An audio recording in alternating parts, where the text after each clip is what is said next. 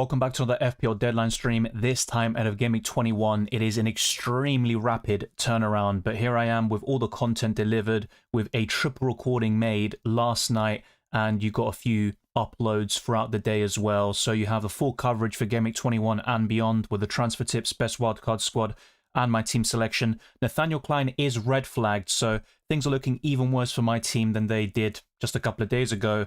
And I've got 3 flag players overall, even after making a free transfer of Jurriën Timber to Gabriel, which was made during the Arsenal-Bournemouth game, but I'm not going to talk about that too much. There is 1 hour and 23 minutes left until the deadline. I'll be going through your questions and delving into different key stats, the FDR, top 10 captains, clean sheet odds, and a few predicted lineups. I'll try to show you even more towards the end of the stream as well. And the same goes for FPL Challenge. But let's get straight into your questions as always. Easy says, how was your New Year game week last week? It was a green arrow, so I will say fairly positive, but yeah, I think the last 5 game weeks in general, even possibly 6, have been a bit underwhelming, but it's a decent position to be in, and yeah, ultimately the green arrow is the most important thing. It's not a great one. I think I only went up by around 10,000 places, but it's still very much welcome. Cylindra says, hey Dylan, planning to use my 1 free transfer to sell Minter to one of Garner, Lefay, Tavernier, or just roll this game week to start Anderson and bench Minter, then deal Semenyo and Minter next game week with 2 free transfers? Interesting one. I do like Garner as a 5th midfielder and 8th attacker, so that could work long term as well. Both Tavernier and Lefay are decent, but I think Garner is the best of the 3, and he's quite consistent. He's getting 4 points or more in every single game virtually, so I'd probably go for Garner, actually, and bench Anderson this week. For my family team, which one to start between Nunez, Lefay, and Chow? I'd start Chow. Good to see you, Baraf. And Sam, I did go for your question, actually, just before I started the live stream. And my advice was to get Rice in for Foden in Gameweek 22, but we can talk more about this later in the stream. But I do appreciate your comment, and we can talk about this, of course, in more detail. You might have other ideas that have popped up since you wrote that comment a couple of hours ago, so let me know. Start Anderson or Rice? I'd start Rice.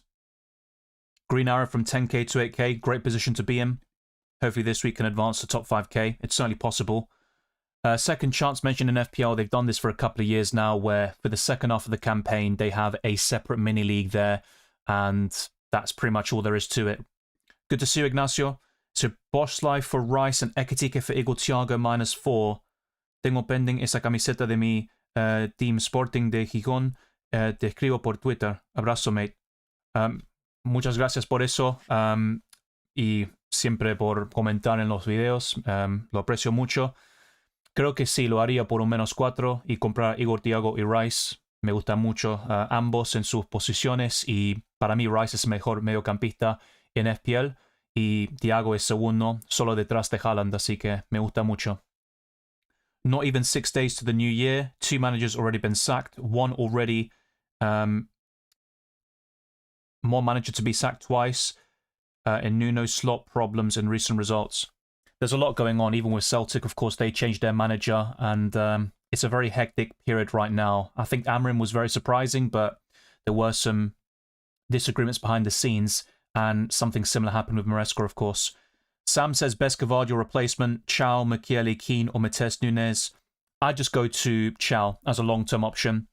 Don't expect him to get another double-digit haul this week against Leeds, but he's got the capability with 3 goals this season, 4 big chances, a decent number of defensive contributions, and Newcastle are second in terms of XGC, expected goals conceded, only behind Arsenal.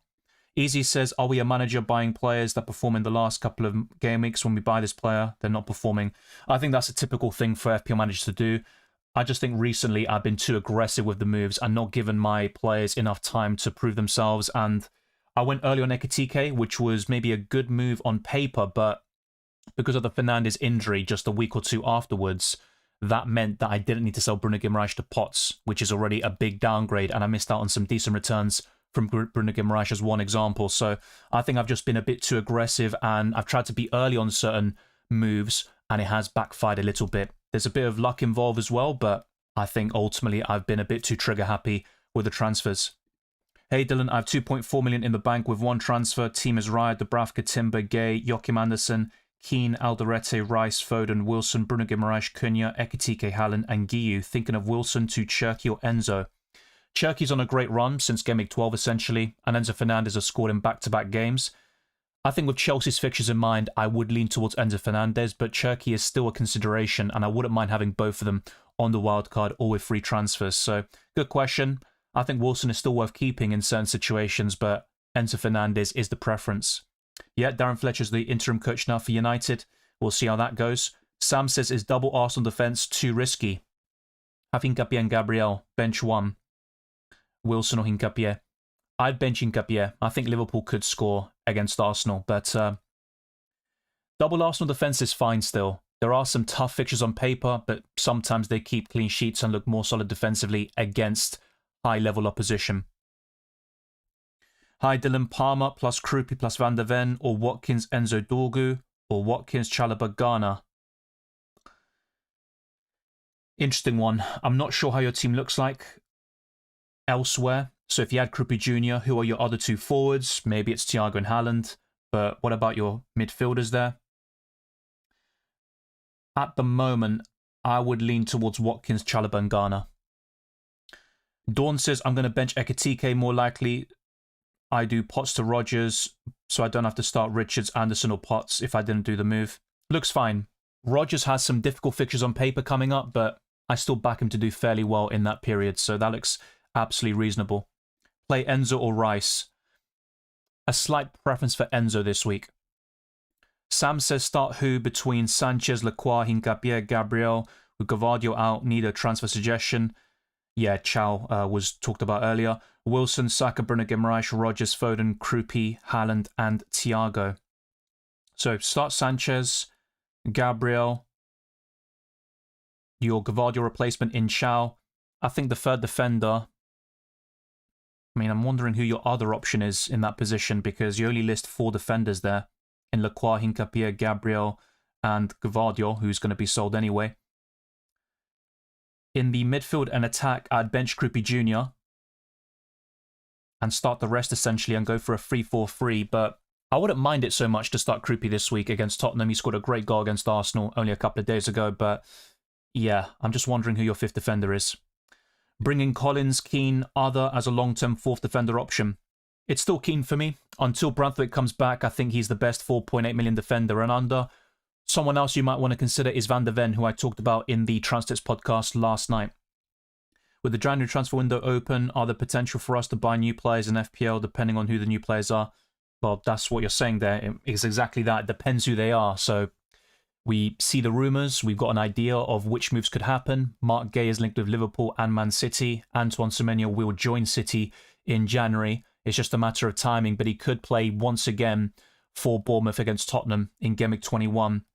I think Semenyo would be the most interesting at the moment, but more developments will happen over the coming weeks, and then we can give a full analysis on this.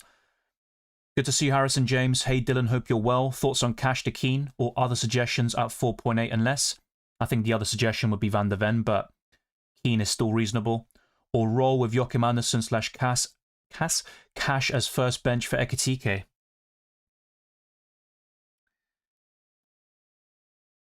Interesting question. I think in this situation, I would do Cash to Keane, but all options are viable in your situation. Good to see you, Alan. Hello, Dylan. I hope you're well. I am wildcarding next week, so only need a 1-week punt. Ekitike and Paqueta both risky. Sell them both for who? I have Gordon, Cunha, Bowen, Foden, and Haaland. 15.5 for mid and striker. I'm open to selling Ekitike. That could be my second transfer made before the deadline. If you don't have Thiago, I'd 100% recommend it. I know he went through a pretty bad patch before the hat-trick, but he still got an assist against Bournemouth. He's the second highest scoring forward in the game, 14 goals for the season. He's been very consistent in the grand scheme of things, so Thiago is the best Ekitike replacement, and that can give you more money, in fact, to invest in a Paqueta replacement there in the midfield. But I don't know who you've got already. Gordon, Cunha, Bowen, Foden, Haaland. But what about the others? That's what I'm wondering. Your 5th, or should I say 4th and 5th midfielders, since you only mention 3 of them there. Well, actually, maybe that's a stupid thing I'm saying, because you've got Ekitike and Paqueta. Well done, Dylan. Your defensive line would be interesting as well. I wouldn't mind downgrading in certain positions and then using those funds to get another premium in that defensive line, actually. But looking at what you've got, yeah, Cunha's fine for another week, then he's sellable. Bowen I'd hold because of the fixtures, but West Ham are very inconsistent to say the least. I think Foden is a sell after the Brighton game if he doesn't fix up. Anthony Gordon is not my favourite Newcastle midfielder, but he is still worth having for the next week or so at least. But I think Rice would be the best Paqueta replacement long term. That's what I'd recommend. And in the forward line, I'd go to Igor Thiago if you don't have him already, and it looks like you don't. Start Cash, Lacroix, or Anderson. I'd start Cash right now. Okay, so we've got a lot of messages coming in. I'm going to try and get through every single one of them, but it will, require some quick-fire answers in some cases. Baraf says, I have one free transfer. Use it after the deadline to get Gabriel, but now, or how I have Timber, Van Dijk, 1.5 in the bank. Van Dijk has Burnley at home, so I don't want to get rid of him. Long term, though, I think Van Dijk is worse than Timber, but if you really want him for that fixture, then sell Timber in this situation. You do have 1.5 in the bank, so there is the opportunity to maybe sell a different option instead, but is it worth having free premiums? I wouldn't be completely against it, but neither would I be endorsing free premium defenders right now. Good to see you, Julian. Well, I'll get Bruno after 2 game weeks, but should I do Van Dijk to Gabriel, Dylan? My answer is going to be yes on that. Yo, Dylan, what's popping? Is Ekitike or Paqueta a priority sell this week? I only have one free transfer and Alderete as my first sub. I do like Ekitike for the Burnley fixture, and people will have a similar circumstance with Frimpong, Van Dijk, and other Liverpool assets, but yeah, I wouldn't say they're a priority, especially in the case of Paqueta, who is a 8th attacker in many situations. Maybe for you, he'd be a consistent starter, but I think Lucas Paqueta is sellable, to be fair, and with West Ham, the only asset I'd consider having is Jarrod Bowen. With Darren Fletcher in charge, will Bruno go back to an attacking role with Mainu and Casemiro in DM? It's possible, and they should play a back 4 more often. Fernandes was still doing quite well, though, even in this back 3, but we saw his best football and most productive goals and assist potential in a 4-2-3-1 formation playing as the attacking midfielder. So I think that's what United will go to, but even in recent games, of course, when Fernandes was injured, Amrin was also playing a similar system. Here's my full squad. So 0, Raya, Dubravka, Joachim Andersen, Keane, Gabriel, Alderete, Dorgu, Saka, Foden, Cunha, Enzo Paqueta, Ekitike, Haaland, Mark Guiu. 1 million in the bank and 1 free transfer. So this week, between your goalkeepers is close, but I'd probably go for Raya still. Now that would mean a double up in the Arsenal defence against Liverpool, which isn't an ideal circumstance. I'd definitely start Keane this week, and I wouldn't mind going for an Alderete or Dorgu in that defensive line, but I think you'd lean towards Dorgu, and that makes sense. In the midfield, probably bench Paqueta. Since you've got him and Ekitike, that's where you could argue start a back 4 and just roll. But I think in your situation, I would be tempted to sell one of Paqueta or Ekitike. And if you were to sell the Brazilian, I'd probably go for Garner in the midfield. Yeah, 1 million in the bank isn't too bad. And if you were to sell Ekitike, I'd just go to Igor Thiago, and that gives you even more funds in the future to replace Lucas Paqueta. How do we think Chelsea will get on with Rosenau? I want to invest in their assets, but I'll hold off for a couple more game weeks. Difficult to say. There's a lot of unknowns there. I don't think it'll go particularly great at the beginning. I think it might be a decent start, but nothing spectacular. And I'm going to be very cautious about Chelsea. I certainly wouldn't triple up, but because of their fixtures, 1 or 2 is still viable. But I would be cautiously optimistic, I'd say. I know a lot of Chelsea fans aren't on board with the managerial appointment, and ultimately you want to get the fans on side. Beating Fulham, of course, would be a big step. Beating a local rival and getting back on track in the Premier League, but the doubts will remain, in my opinion. And I think a lot of Chelsea players and reports have indicated that the dressing room isn't particularly happy with the dismissal of Enzo Maresca, and they fear that they're going to be less competitive in the big games. But it was a good point against Man City, and we could see Chelsea build upon that. It's difficult to say right now, but I'm going to say it won't be as bad as Chelsea fans think, but it will be a step down from what Enzo Maresca was producing. Now, bear in mind that Maresca has that sort of trajectory at Leicester and Chelsea of starting the season very well and then tailing off towards the end, particularly in December.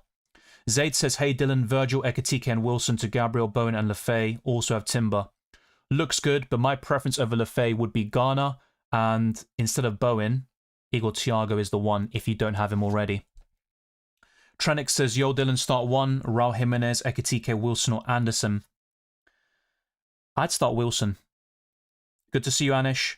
Rufs, Chalobah, Gabriel, Dorgu, Saka, Garner, Foden, Cunha, Gordon, DCL, Haaland, with Dubravka, Ekitike, Anderson, Van Dijk on the bench. 1 free transfer, 0.1 in the bank. Thoughts? I think in a couple of weeks' time, I'd be open to selling Van Dijk. You're benching Ekitike already, and that makes sense. DCL has been losing that form recently with 2 consecutive blanks, but he's still decent at 5.8 million. Looking at your squad, and because you've only got 1 free transfer, I'd probably recommend rolling and keeping those 2 Liverpool players for Burnley at home and then selling them from Gameweek 23 onwards. Julian says, hope you've had a good start to 2026. Yes, I have. Hopefully that's the same for you. My team is Sanchez, Gabriel, Dalot, Gay, Saka, Foden, Bruno Guimaraes, Rodgers, Cunha, Haaland, Ekitike, Dubravka, Krupi, Goodmanson. Do I roll or... That's Kanate as well, right? Okay. Decent squad for this week. I think Gay lets it down a bit at the back. Even Ekitike up front, arguably. And if he doesn't play, you've got Krupi Jr. coming on, which isn't terrible. I think he could do quite well against Tottenham if he gets enough minutes. But I would be open in this case to sell Ekitike to Thiago. And I think long-term that sets you up quite well. But for anybody with a Liverpool asset like Van Dijk or Ekitike and you want to keep them for the Burnley fixture, I completely understand. Start Ekitike or Szoboszlai against Arsenal. Still Ekitike. Thank you, Julian. The tune is from my cousin, actually, so be sure to give that a listen. If you type in YLB on YouTube, you can find a lot of the songs, like Make Me Feel. So, there's a lot of messages coming in. I'm going to go through the member ones first. Good night, Baraf. Good to see you, as always. And I'm going to go through different screens and then resume the questions and answer them in order. United's finished. They ain't serious about anything, says Baraf. Still, you never know. With the right managerial appointment and with patience, United could be back in a couple of years. With Semenyo to City, will Cherki minutes be reduced? It's possible. I just think Cherki is an interesting one because he was less secure in terms of minutes when Doku was available. And now, of course, he's back, but City have plenty of issues, mainly at the back in that defensive line. But I think with Semenyo, we could actually see an impact on the likes of Reinders and Cherki, where Foden moves into more central positions because there was the odd game where he played on the left to cover for Doku. And with Semenyo there in the mix as well, that's going to make it even more complicated for a lot of these attacking players from Man City. Yeah, Semenyo medical booked tomorrow. Says Baraf, sorry, my 5th defender is Klein. Yeah, no worries. I don't really blame you for not mentioning him. I also have him as an afterthought. The only time he returned was when he was on my bench, so I understand that. Thanks, by the way, to the moderators for keeping the chat rolling. So, Lager, a big up to you as always. Ekitike to Watkins. I don't mind that as a one-week punt, and I think both Villa and Liverpool have difficult fixtures on the horizon, to be fair. But I think in this case, I'd rather keep Ekitike at least until Gameweek 23. Punjabi says, can't sell Ekitike this week. Already sold Voltemada and Semenyo for Barnes and Rice for a hit. 3.8 in the bank for Bruno Fernandes and Saka and Palmer. That will be a different structure. That's very promising. So I'm on board with that, especially with Fernandes. I think Saka is still worth keeping in many situations, but across all competitions, he has been benched in quite a few matches, which is far from ideal. But in the Premier League, it's only been, I think, 2 benchings out of the last 7, but you still want to see Saka start every game and get 60-plus minutes. And of course, that wasn't the case against Bournemouth. Welcome, Serhat. Always a pleasure. I think Ekitike will play, but it's not absolutely guaranteed. Start 2 of Gay, Mukiele, Dorgu, Krupi Jr. and Ekitike. I would start Dorgu, and I think in this case, I'd go for Ekitike. Choose one, Richards, Virgil, or Ekitike. Ekitike. Glasner said that Richards will be available, but probably not to start, so I wouldn't start him. Who to get for Minter, 0 money in the bank? Garner from Everton. Doing a -4 to get Rice for McAllister / Minter. I need to downgrade Ekitike, Van Dijk, Voltemada. 0.8 in the bank. What do you think? Well, it depends, right, Kaio? I'm not sure you've got on your team, but for example, long term, if you don't have Gabriel, I just take the hit and plunge there and go for the -4 hit. But every situation is a little bit different, and I wouldn't even mind selling Ekitike to Thiago in 21. Yeah, Rosenau formation 3-4-3 in Strasbourg says easy. That is a good point. Start 1, Harry Wilson or Chalobah. Harry Wilson. Good to see you there, Jelib. And thanks to Paredes for the super chat. I'm going to go through that next. Hi, must start 4 out of Van Dijk, Gabriel, Timber, Alderete and Mukiele. 2 free transfers, 0.0 in the bank. Van Dijk to Chow. Mini league owners own only Alderete from Sunderland defence. Do you think I'll be able to gain from a double up? You could. I'll be honest, I think Brentford will score. They are quite decent at the G-Tech Community Stadium, but Sunderland have been very difficult to beat even on their travels. But interesting question, and you've got a solid setup. With 2 free transfers, there is the possibility to make a move at least. I wouldn't suggest a hit in your situation.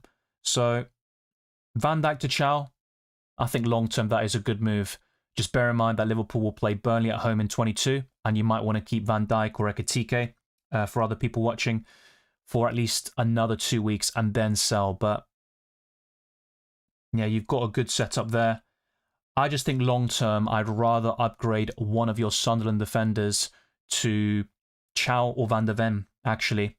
And Van Dijk could still be held on to for the next couple. But of course, in your case as well, you've got nothing left over in the bank. So in order to sell, let's say, Mukiele Alderete to Chow, you will need to downgrade somebody else, and that's where Van Dijk could come into play. So overall, I'd do it. I think Van Dijk to Chow, and in a couple of weeks' time, you could buy Van der Ven for one of those Sunderland defenders. That is probably the best way to optimize your line, your defensive line. Anish says next week we'll have 2 free transfers, Anderson to Van der Ven in 22. Yeah, I'm more keen on Van der Ven. With 3 consecutive returns, Spurs are getting the odd clean sheet here and there. Van der Ven is getting DEFCON, even goals and assists with 4 goal contributions for the season. So that looks quite promising, and I'd also recommend Anderson to Van der Ven. That's something I'd also bear in mind for my own setup very soon. Best goalkeeper for the next game weeks besides Raya? I'd say Pickford probably for the next couple, but I also like Roofs long term at 4.9 million. Sanchez looks good. That's the top 4. If I had to pick one for the next couple specifically, it's going to be Jordan Pickford. Start Raya or Dubravka? I'd go for Raya. So I have gone through a lot of questions here. I'm just going to go through the member ones, the last ones I've seen, and then move on to the FDR. Thanks for the suggestion. Gavardio to Chow. Worth it to take Lacroix out for a hit as well? I probably wouldn't, no. If I remember your team correctly as well, you've got a decent starting 11, so it probably isn't worth taking a hit. And Palace have a great record against Aston Villa, so if they were to break their winless streak, it could be against the Villains, actually, and that could surprise a lot of people. Or sell one to an Everton defender. Yeah, I do like Keane, to be fair, and I would prefer him over Van der Ven, so that would be another option for you.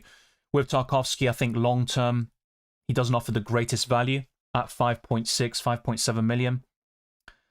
And in the case of Keane, of course, when Branthwaite returns from injury, that could be a different situation. But I've been saying that for a couple of months now, and he's never returning, essentially. He's always getting a setback in his injuries, which is a shame, but Michael Keane has done a decent job in his absence. Thank you, Julian. Dylan, just want to say a huge thank you for the effort you put into answering every question. I'm not sure you always get the credit you deserve, but I'm very grateful. Thanks again and good luck. Much appreciated, mate, and that's very kind and great to hear. So all the best of luck for Gameweek 21, and if you have any more questions, be sure to let me know. Easy says, same with Keith Andrews. He's not even managing a team before, just a set-piece coach. Now he's bringing Brentford to 7th. Yeah, Keith Andrews has done a very good job, quietly going under the radar, but so far it's a really impressive line of work that he's done, actually. Trenick says, I'm a Roma fan watching their game. I'm on mute while listening to your stream in the background. I mean, that's a great compliment, to be honest. I appreciate it. You should maybe put the sound on, hear the atmosphere in Italy, but thank you very much. And yeah, don't worry. In the next hour or so, of course, the game will probably be done by then, but good luck with the result. Okay, we got another super chat in the building. So yeah, once I go through that, then I'll be able to go through the different levels of analysis. But thank you to Laga, a long-time viewer of the channel, and for all the great work with the moderation as well. My team: Lamens, Dorgu, Chalobah, Matheus Nunes, Bruno Guimaraes, Saka, Rodgers, Foden, Ekitike, Bowen, Haaland, with Dubravka, Mukiele, Calafiori, and Xhaka on the bench. 2 free transfers.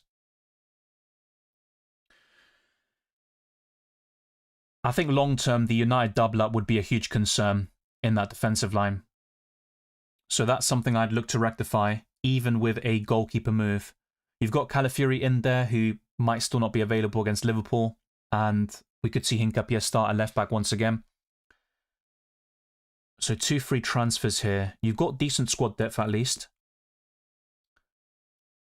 What I'd probably recommend here is actually roll this week. But going into Gameweek 23, that's where I would start using some transfers. Not necessarily all of them, but by that stage, or even in 22, you could sell Lamens and do transfers gradually. But I would certainly sell one of him or Dorgu. I think the preference long-term is to keep Dorgu. And then between the sticks, you can go for Raya, Pickford, Robert Sanchez, or Roofs. And I think Roofs would be the preference if you look at the bigger picture. So that would be my first actual suggestion, which might surprise you. Foden is another one that could be sold to Fernandes. That could be a placeholder for you very soon. 0.1 in the bank, of course. You add that detail as well, which is important.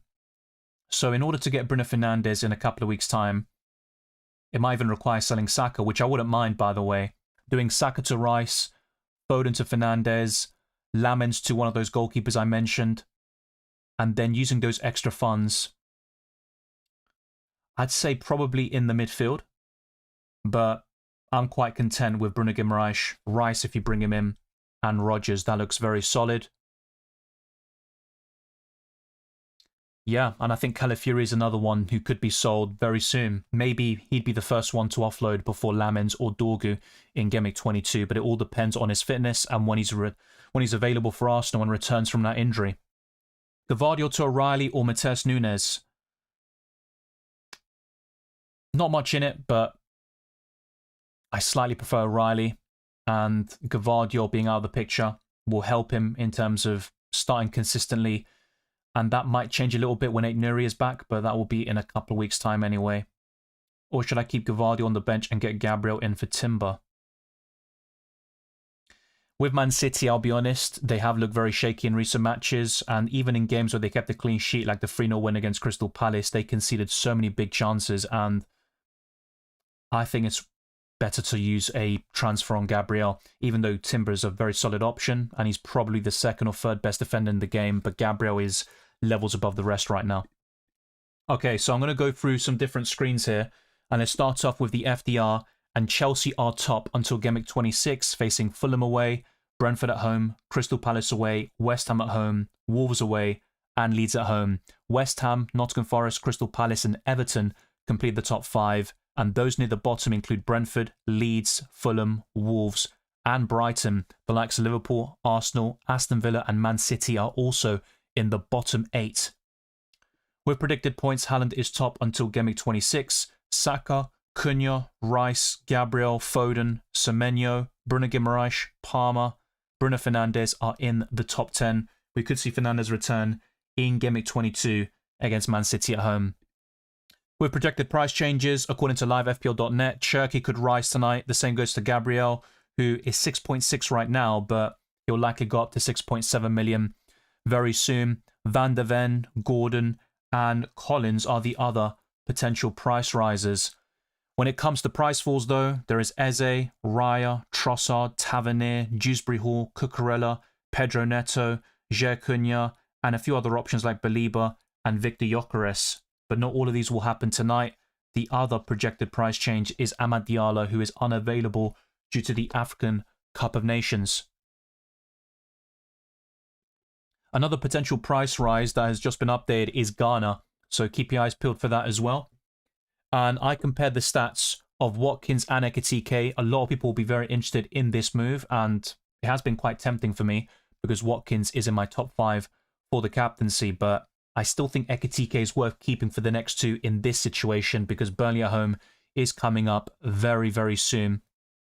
And by the way, for some reason, these stats are only until Game Week 18, so yeah, that is a bit strange to say the least, but there you go. These are some of the stats between Watkins and Ekitike, and ultimately my preference is going to be with Ekitike for the next 2. Both Villa and Liverpool have some difficult fixtures, as I just showed you. So going to the website fpl.team, this is the wildcard squad I talked about in today's video, and you don't have to go for 3 forwards. As I mentioned there, you could downgrade Calvert-Lewin and go to a cheap option like Mark Guiu, Krupi Jr. I'd probably go for Krupi Jr. if possible. And then with 1.3 in the bank, you can make a few adjustments. So Saka to Cole Palmer is an option. Bruno Fernandes, of course, could be on the menu. So this is something to think about for Game Week 22 particularly, and Game Week 23. And you'd still have 2.4 in the bank. I'd keep Rice, Rodgers, and Bruno Guimaraes. Thiago and Haaland look solid. I think that defensive line is also sound. And this is something else you might want to consider. Van de Ven in for Chalobah. Then you can go for Robert Sanchez in goal, but he's not going to score as many points as Rufs, to be fair. That's something you could say. But doubling up on Sunderland defensively isn't exactly an ideal situation when you look at the structure. But you can just bench Alderete or Mukiele in most weeks and have them come on when necessary. But that's another sort of way of looking at the best wildcard squad. And with 3.4 in the bank, you could do something like Enzo Fernandez to Palmer, but you would still need a bit more money, at least with my funds, which I have at the moment. So that's where things can get interesting. Even Verbruggen over Sanchez could help you make enough money for that. But having Palmer, Fernandes, and Rice is going to be a very strong foundation for the midfield. And to be honest, considering recent form, Palmer isn't exactly a must-have. Chirk is another choice you might want to consider. Enzo Fernandez too. But these are a few ideas for you to consider with a wild card. I think Pickford and Raya are still very solid as well, but I would probably go for something like this. And in my recent wildcard video, I talked about Bukayo Saka actually, and with my money at the bank, I'd rather have Calvert-Lewin than Krupi Jr. You could argue that's a lot of squad depth, but there you go. These are a few alterations for you as well. Anthony Gordon in the midfield would be another one. And of course, Chalobah instead of Mickey van der Ven. I have enough money to make that move possible, and the Dutchman should rise in price tonight, actually. So in terms of my own team, this is the provisional setup for Game Week 21, but let's play around with a few transfers, and Ekitike would be one of them. So I've already got Haaland and Thiago, and when it comes to the other forwards, I'm not particularly infused. And that's why I'm quite tempted to keep Ekitike for the next 2 game weeks and sell him in Game Week 23 or 24, and that could be my sort of cash cow to bring back Bruno Fernandes very soon. I also think Saka to Declan Rice would be on the agenda, but in order to optimize my team for this week, that is where Ekitike being sold would really help. I think Sanchez will play, as covered in my videos, and the injury isn't too serious, so they expect him to play against Fulham away. With the defensive line, I've got some question marks about a lot of these options, except Gabriel, of course, but I think Van de Ven, Chow, Michael Keane could really bolster this position. And in the midfield, Foden has been poor for 4 weeks now after returning double-digit hauls in 4 consecutive games just before that. Matheus Cunha as well is disposable afterwards. I think Harry Wilson is decent, but Fulham's fixtures aren't particularly great.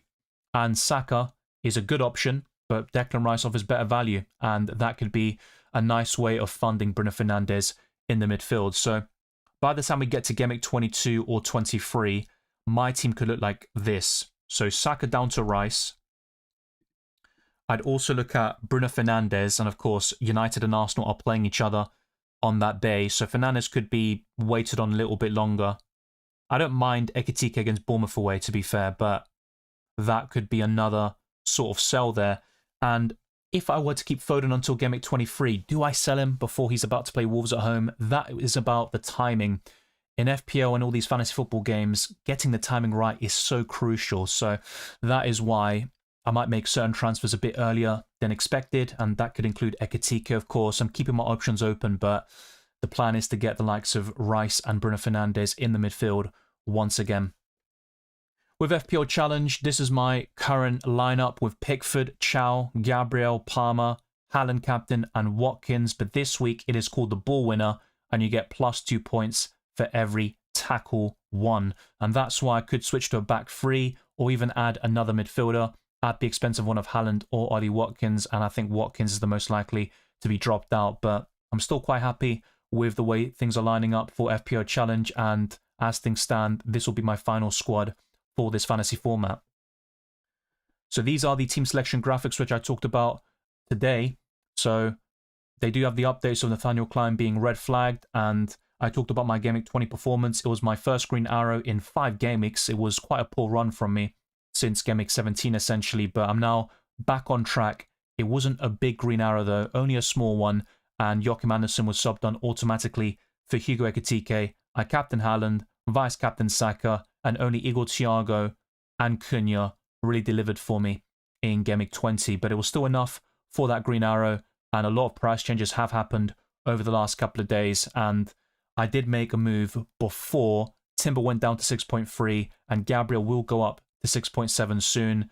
Anderson to Keane is an option. The same goes for Mickey van der Ven, and Ekitike could be sold to one of Watkins or Jarrod Bowen, but I'm not entirely sure it's worth it with Liverpool facing Burnley at home in Game Week 22. So that's why the provisional plan is to keep Ekitike for one more week. The same goes for Sanchez and start him in goal with a back three of Dalot, O'Reilly and Gabriel, a midfield four of Cunha, Foden, Wilson and Saka, and a front three of Ekitike, Haaland and Thiago. And on the bench there'd be Dubravka, Anderson, Potts and Klein, with Haaland as the captain and Foden as the vice, but the likes of Thiago and Saka would be considerations for me, and these are the expected points according to FPL, or should I say Fantasy Football Hub actually. The clean sheet odds that you're going to see very soon are from the website fantasyfootballpundit.com. So next up is going to be the scoreline predictions, and I've gone for West Ham 2, Nottingham Forest 1.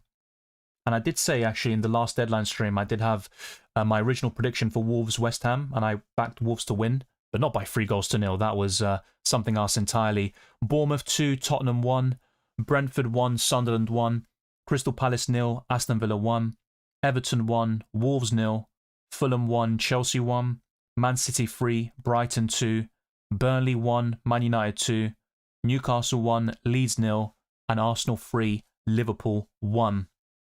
So next up is going to be the team weakness and highlighted player, and Brighton are the ones targeted this week, and I'm going for a player with a special record against the Seagulls. He loves scoring against them, and that is Phil Foden, who is now down to 8.8 million, and his heat map is very promising, especially when lined up to the chances conceded by Brighton.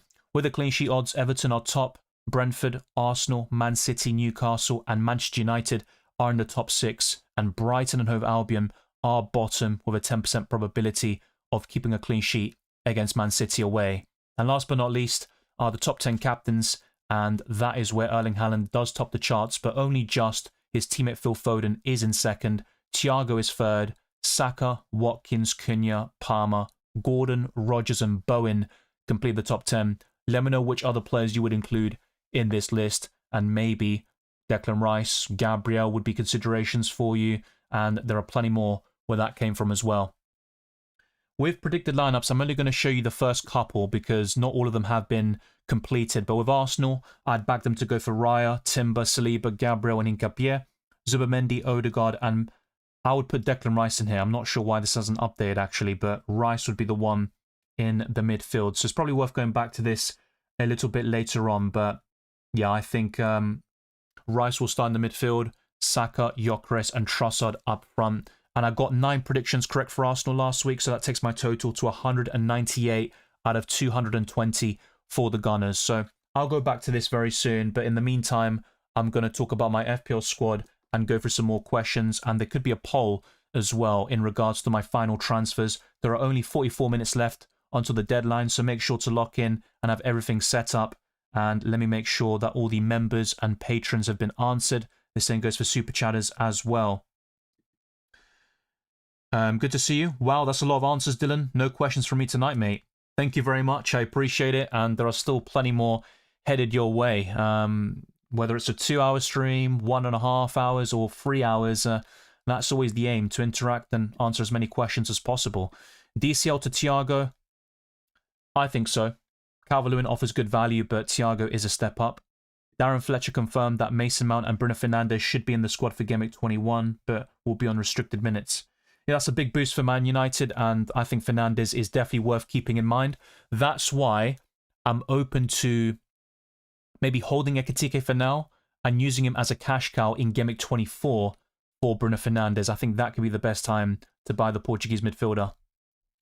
Thank you, Danny. Garner for Szoboszlai. Not sure of him even versus Burnley.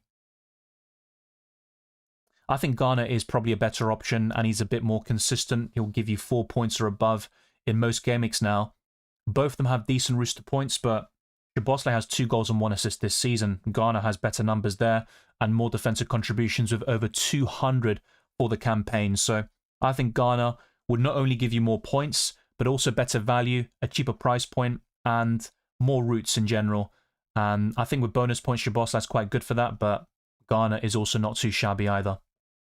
Voltemada or Ekitike to Thiago? I would rather sell Voltemada. Foden could also have minutes affected by Semenyo. That is true, and I'm open to selling him, but not before the Brighton game. For me, I keep it simple and hoping for the fate of the game. That's fair enough. I mean, there's no need to really stress about something you can't control. Haaland triple captain against Wolves at home? Definitely an option. Now, Wolves showed a big performance against West Ham, but you could also caveat that by saying it is West Ham. But yeah, I think Haaland is going to be an option there.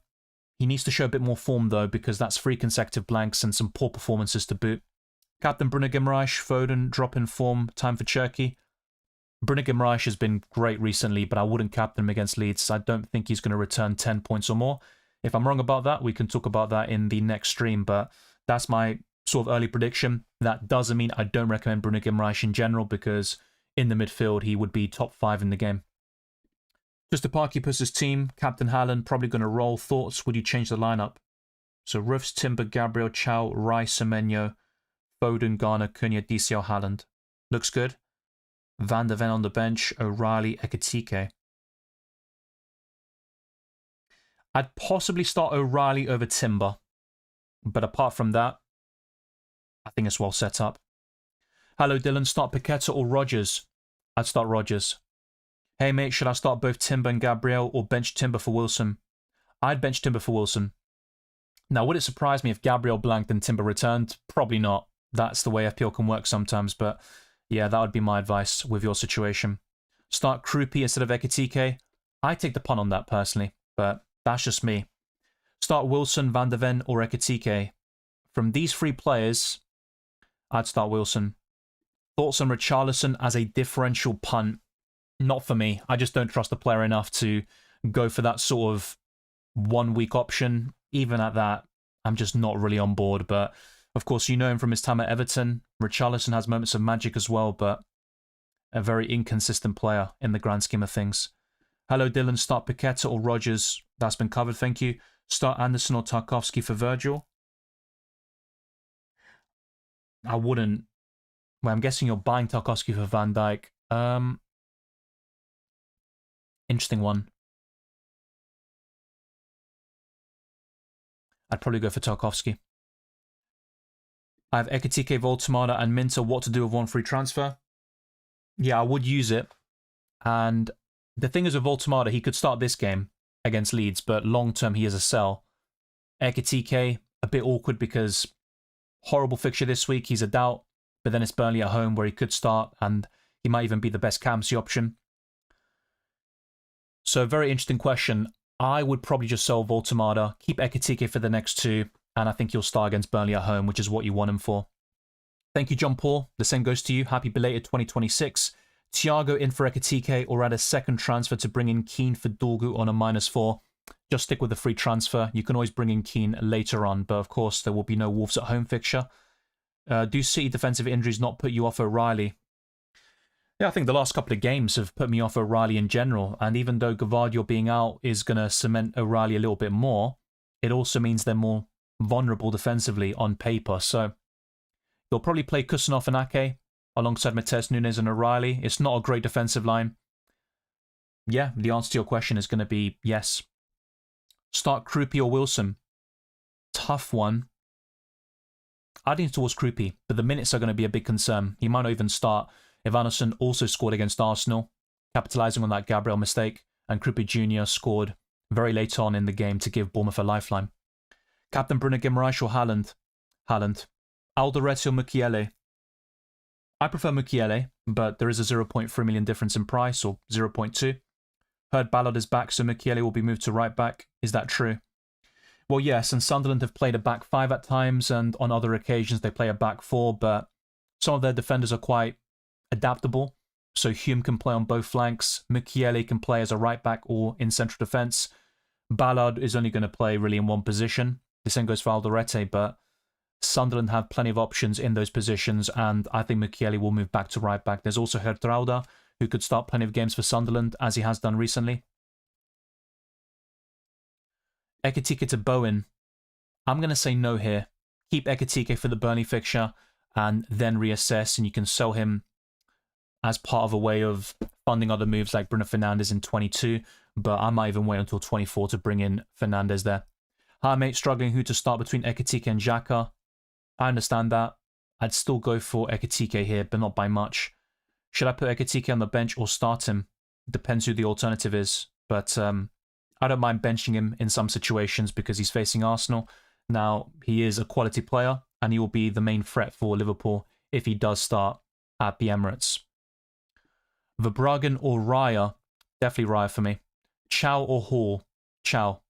Thank you. I appreciate that. Hey Dylan, play one of Ekitike, Alderete or Calvert-Lewin.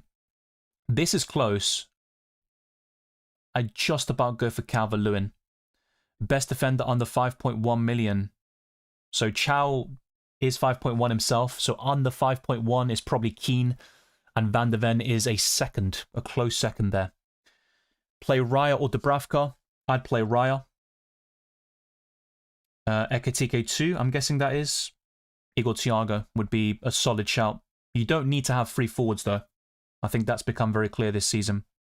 Duarte says, I have one free transfer, should I roll? Raya, Rodon, Richards, Anderson, O'Reilly, Gabriel. So this week, you would probably start Anderson, O'Reilly and Gabriel. Richards is back, but he's not ready to start according to Oliver Glasner. With the midfield, it's looking decent for now, but I think Foden is sellable soon. You might want Declan Rice as well. So interesting question.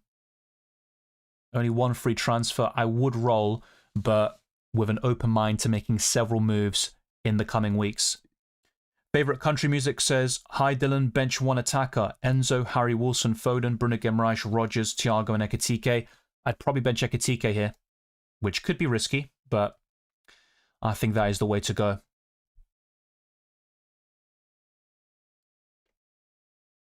So yeah, Raya or Dubravka, that's fair enough. You've got Timber already. In that case, you could definitely diversify a little bit, especially if you don't back Arsenal to keep a clean sheet. So I think in that situation, it could be a bit different, but yeah, in my predictions, I've gone for 3-1 Arsenal, and I've gone for Burnley to lose 2-1. So I just think Arsenal have the better chance for clean sheet. They are second in the clean sheet odds this week, despite facing Liverpool, or I think now they're third. But yeah, I think I'd still go for Raya. Wilson, Anderson, Ekitike start 2. Wilson and probably Ekitike. Thoughts on Gabriel captain this week against Liverpool? I don't back Arsenal to keep a clean sheet, to be fair, but Gabriel has DEFCON potential, bonus points, goal threat. He's a complete package, so I don't really blame you for thinking about it. He almost made it into my top 10 list. The same goes for Antoine Semenyo. I'd probably look elsewhere. I think he'll not, produce the same level of return as he did against Bournemouth or Aston Villa. I plan on starting Mukiele over Matheus Nunes. How do you feel about them? I think both concede and Mukiele gets DEFCON. I think that's a fair suggestion. I think Brighton will also score. I'm not particularly keen on them keeping a clean sheet. So, kind of looking at it in general, and that makes sense. Based on my predictions as well, I'd probably agree with you. Mukiele over O'Reilly or Matheus Nunes would be a shout. On a free hit, choose free of Foden, Cunha, Palmer and Semenyo. Bear in mind, It's probably Semenyo's last game for Bournemouth. Yeah, and he's facing Dr. Tottenham, which your own fans say. But I'd still go for Foden. He has a great record against Brighton. I'd go for Cunha. Yeah, I get what you're saying. I think Semenyo could return against Tottenham Hotspur. So it's difficult leaving him out, but compared to the others, to be honest, for me, it's between Cunha and Semenyo. I know Palmer's been off it. He was poor against Man City, but if you really want Semenyo, I would consider dropping Cunha, which is crazy. He is facing Burnley away. He's got quite a few returns over the last 6 game weeks, but that could be your way into a Semenyo free hit punt. Bench Bowen, DCL, or Bruno Fernandes? I'd bench Bruno Fernandes. I don't think he'll start. Hey Dylan, says Ahmed.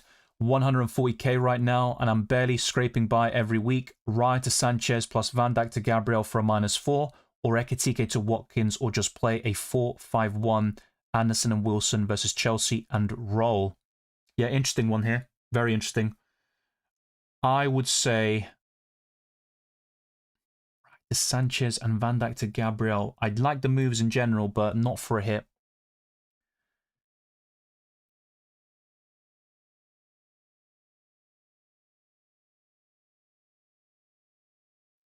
I think what I'd do in this situation is roll, and in a couple of weeks' time, buy in Gabriel and possibly Sanchez or Roofs to replace Raya, if that's the way to get Gabriel in terms of funds or freeing up that Arsenal spot.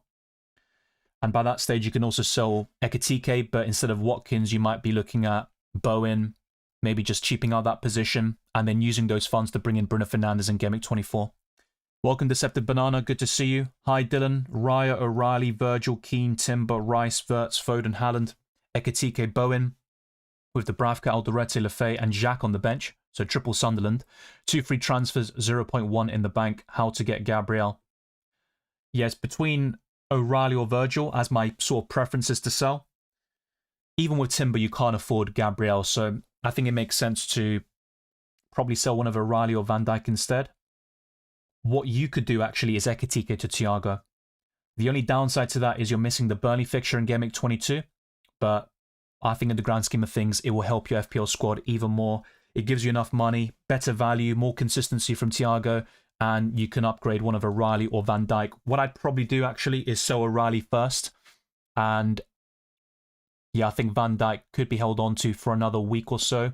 So you've got at least one Liverpool player against Burnley, and then you can cut ties with him. Play Raya or Dubravka? Raya for me.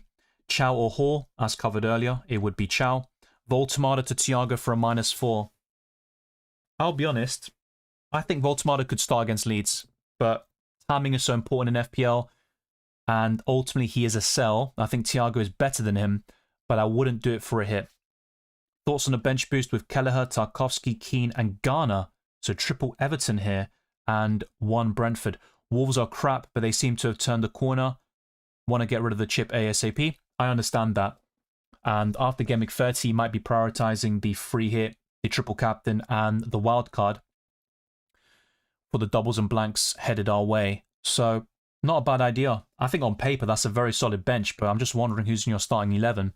That would also be very telling, but based on what you've said, I'd be on board. Long term, I'm thinking Bruno, Palmer, Krupi Jr., Mane, and Dewsbury Hall for Cunha, Semenyo, Ekitike, and Garner over next few weeks. Yeah, Bruno Fernandes is the one I've got my eye on in a couple of weeks' time, but not just yet. And after Burnley, it's going to be Man City and Arsenal, so you could arguably avoid him. I think he'll start against City, though, and I don't mind Fernandes in 22, so I might even pull the trigger early, but that might also require selling Ekitike, which, yeah, the next half an hour is going to be very crucial with that as well. But good plans. I do like that. One of Krupi or Mane makes sense, and Mane is a shining light in Wolves' dismal season. Krupi Jr. has shown a lot of potential, but both of them would just be your 8th attacker anyway. Palmer as well, we need to see a bit more from him. You might want to consider your boy Enzo Fernandez, but yeah, good options. And Dewsbury Hall. I'm still not so sure if I'd buy Dewsbury Hall for Garner. That's something I'd probably reconsider, because Garner's proven to be a very reliable asset recently. 2 players that I need to bench, Gabriel, Dorgu, Van de Ven, Chalobah, and Tarkovsky. I would bench Van de Ven and Chalobah, reluctantly. Thank you, Sudindra. Thanks, Dylan, for your help. Good luck this game week. Got to go now, 2 a.m. in Malaysia, and I've got exams tomorrow. Rolling my transfer and benching Ekitike. Well, I appreciate you tuning in despite it being so late. Good luck with your exam and also with FPL this week. Start Stack or Ekitike? I would start Ekitike. O'Reilly or Chow? Chow. Would you play Krupi or transfer out Minter for Enzo? I'd sell Minter for Enzo. I don't mind starting Krupi Jr. this week, by the way, but that would be my preference. Good to see you, Orania, as always. Thanks for the super chat. Sanchez, Dalot, Chow, O'Reilly, Rogers, Wilson, Tavernier, Foden. Same 3 forwards. Dubravka, Gravenberch, Timber, Van Dijk. 1 free transfer, 0.7 in the bank. Foden to Cunha / moves. I wouldn't do that because Foden has a great record against Brighton. Selling Foden is not a bad idea long term, but considering timing, I'd probably wait until 22. And I think Foden to Fernandes would be a great shout, but I wouldn't go to Cunha personally, even though he has a good fixture on paper this week. He might even get a decent return, but in the long run, I think it's better to hold Foden for 1 more and then possibly sell him to Bruno Fernandes. In terms of the rest of your squad as well, 1 free transfer, I would just roll. I think Tavernier or any of these Bournemouth attackers, particularly Semenyo, could return quite well against Spurs. O'Reilly is someone to maybe offload in the coming weeks. We'll see how City adapt with all the injuries they've got at the back. Gavardio is going to be out for a long time, and Ruben Dias will miss the next couple of weeks.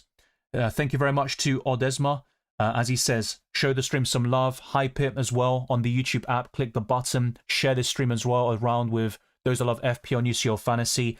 Like, subscribe, hit the notification bell, all that good stuff. And check all the links in the description. There's my Patreon, the Championships Discord server, FPL Challenge League, Spotify, and much more that can be found in the description. Best goalkeeper this week? Probably Pickford on paper. He's also in my FPL Challenge squad. O'Reilly, Gabriel, Timber, Keane, Wilson, Cunha, Rice, Foden, Thiago, Haaland, Szoboszlai, with Keane, Wilson, or Szoboszlai on the bench. I would not bench Keane this week. From those 3 players, I'd bench Szoboszlai. Sell Hincapié for Gabriel? Yes. Yeah, thank you very much, Danny. And also to the moderators like Weiseng. Big up to you. Enzo, lol. Possible pivot from Timber to third Arsenal. With Saka, we will see, or other premiums. Yeah, with Saka, to be fair, I'm quite open to selling him, even though he's consistent. In terms of value, Declan Rice is the go-to Arsenal midfielder. And I knew it. It was a big decision that I had to make in the Gameweek 16 wildcard. And I think Declan Rice would have been the better option in the long run. Hi Dylan, what to do? Free transfer 0.3 in the bank. Donnarumma, Timber, Gay, Keane, Gordon, Gravenberch, Bruno Guimaraes, Cunha, Anderson, Voltemada, Haaland, with Dubravka, Anderson, Ekitike, Virgil on the bench. Okay, so I think Donnarumma in the long run is probably a sell, and I don't like making goalkeeper transfers, but today I've recommended quite a few with these scenarios. Gravenberch is interesting. You've got triple Liverpool, and that would be a massive differential in game week 21, or sorry, in 22 against Burnley at home, but I would be open to selling one of them now. And something you could do is Ekitike to Thiago, and then bench Gravenberch here. And I don't mind Voltemada this week against Leeds, but he's also a sell in the future. But I don't see Voltemada being benched in every single game. Visser might be first choice at the moment, but I think Voltemada's done a decent job this season, and he will get game time and starts, and that could be against Leeds this week as well. So that would be my advice. Sell one of your Liverpool players now. You can sell the other 2 after Game Week 22. And you can also use those extra funds, especially by selling Ekitike, to bring in Bruno Fernandes very soon. And I think the missing midfielder for you is actually Declan Rice. He is probably the best right now, the most consistent. And of course, Gabriel in that defensive line would be quite handy. So that could also push the Donnarumma transfer until later in the season, but that wouldn't be the end of the world because goalkeeper moves don't really pay off the same way as they do with the outfield areas. So I think that's probably the sequence you want to order things a little bit and definitely prioritize Gabriel and Rice in Game Week 22 and beyond. Thanks as well to a new member in the building, and that is to Danny. Thank you very much for becoming a differential and for also sending a super chat earlier. You're massively appreciated. Hi Dylan, start 2, Ekitike, Dubravka, Kelleher or Alderete. So from the goalkeepers, I would go for Kelleher, and with the attackers or the outfield players, Ekitike's ceiling is higher, to be fair. I'm going to go for Alderete, which is risky, but I think he'll outscore Ekitike. We'll see how that ages. Which two to start, Szoboszlai or Hugo Ekitike or Dorgu? I would start Ekitike and Dorgu. Thank you as well to Aranya. Would you change my status if rolling this game week? Yeah, I would roll this week in your situation, and would I change anything? I don't think so. There is the possibility to start Timber over O'Reilly. I would be open to that, but that's it really. Everything else I definitely wouldn't touch. That is the one doubt I've got, actually. O'Reilly versus Timber. Based on my scoreline predictions, O'Reilly could get an assist, but yeah, I think O'Reilly just about this week, but long-term, Timber is certainly better. Yeah, Garner, I've been talking about him a lot recently. He's getting 4 points or more in every single game week with a decent ceiling as well. That performance against Forest was incredible. Very consistent for DEFCON. He can get bonus points. His underlying numbers for a 5.1 million midfielder are incredible as well, because I think he's got over 25 key passes. He's got a decent number of big chances created. So yeah, I think he's a very good option. And even in terms of shot volume, very impressive for a holding midfielder who has played as a left-back this season on multiple occasions. Anderson or Alderete? Alderete. Keane or Anderson? Keane. Rufs or Dubravka? Rufs. And for first sub, I'd go for Van de Ven here. Not by much, though. Start Maatsen, Anderson or Senesi? Senesi. Bench 1, O'Reilly, Rice, Gabriel, Hall, Lewis Potter. I did show this scoreline predictions earlier. I'll go through them again, and I also want to complete, if possible, the predicted lineups, but there's a lot of work to do with that, and I'll probably focus on Forest and West Ham first, and after that I'll see if I can get the other graphics ready. They might not show you the so-called upcoming fixtures accurately, but at least I can give you an idea of who I think will start. For Man City, for example, there will not be any Gavardio or Ruben Dias starts there, so I would like to relay that to the people as well. But with your benching question, I'll be honest, it's between Lewis Potter and O'Reilly to bench. I'd probably bench Lewis Potter. Bench 1, Timber, O'Reilly and Hall. Probably Jurriën Timber here. Let's stop saying Rice, lol. I'm still having nightmares. I benched him because creators, not you, saying they think he missed out. Well, when the injury first happened against Villa and we got the news, I think you even said that there were reports about him missing 2 weeks. And based on that, I thought, yeah, by that stage, it looks like he's a sell. But then as we approached the Game Week 20 deadline, so before he played Bournemouth, there were reports of him potentially making it for the game. And that's why early in that week, I talked about holding him in the transfer tips. So yeah, I was trying not to look too much into speculation and rumours, but sometimes, of course, you get some reliable sources coming into the things. And with Everton, we saw that recently with Grealish, Alcaraz, and a few other players there. So yeah, it's a very fine balance to strike. But Declan Rice has been brilliant, and yeah, I can understand why it's very frustrating. I wish I had him as well. I got O'Reilly off the bench, great. Yeah, just when you need some points, it just doesn't come. Enzo or Garner, says Danny. For this week, it would be Enzo, but Garner is very solid against Wolves, so I wouldn't mind starting him at all. Yeah, Garner, I talked about. You can't find better at 5.1 or below right now. I'm seriously considering wildcarding now because I can count at least 5 problems in my team. Raya and Van Dijk, poor value. Vandenberg lost his place. Mint and Ekitike injured. Well, Ekitike could still make it against Arsenal, but it is a big doubt there. I get it. And, you know, with a wild card, you might even make more changes than that. And in the end, it's 7 or 8 modifications. And in that case, the wild card is more than justified. So that could certainly work. Weiseng puts his team. Thoughts on rolling or do Foden and Konate to Cherki and Gabriel?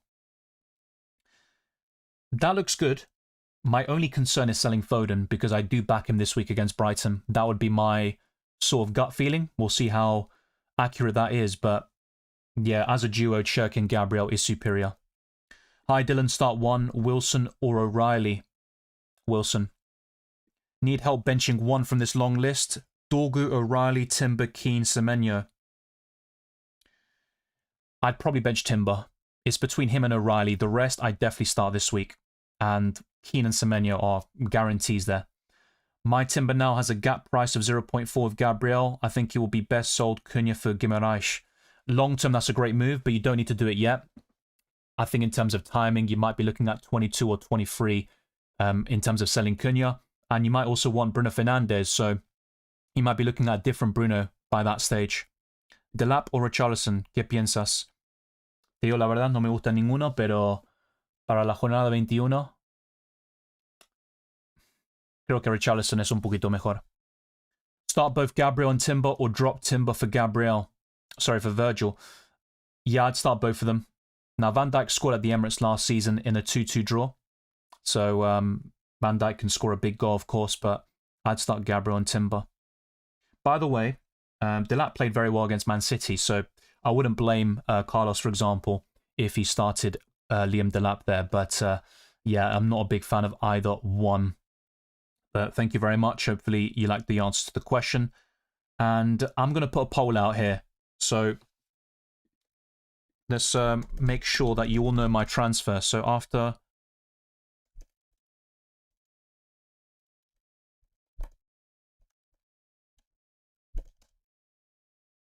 These are my final plans. So, Ekitike to Bowen is an option. Even my friend Ollie Watkins. The less said about him, the better.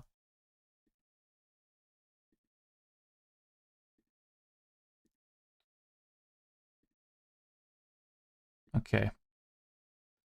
So if you haven't done so already, like this stream, subscribe. Let's get it to 100 likes overall. It'd be greatly appreciated. And there's a lot more content headed your way for FPL and UCL Fantasy over the course of the season.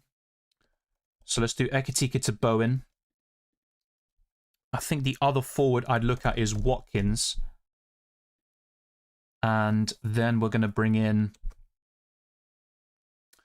Well, Van de Ven's an option, but I'm not going to buy him in just yet. Anderson to Keane. Looks good still. And the last option is Roll.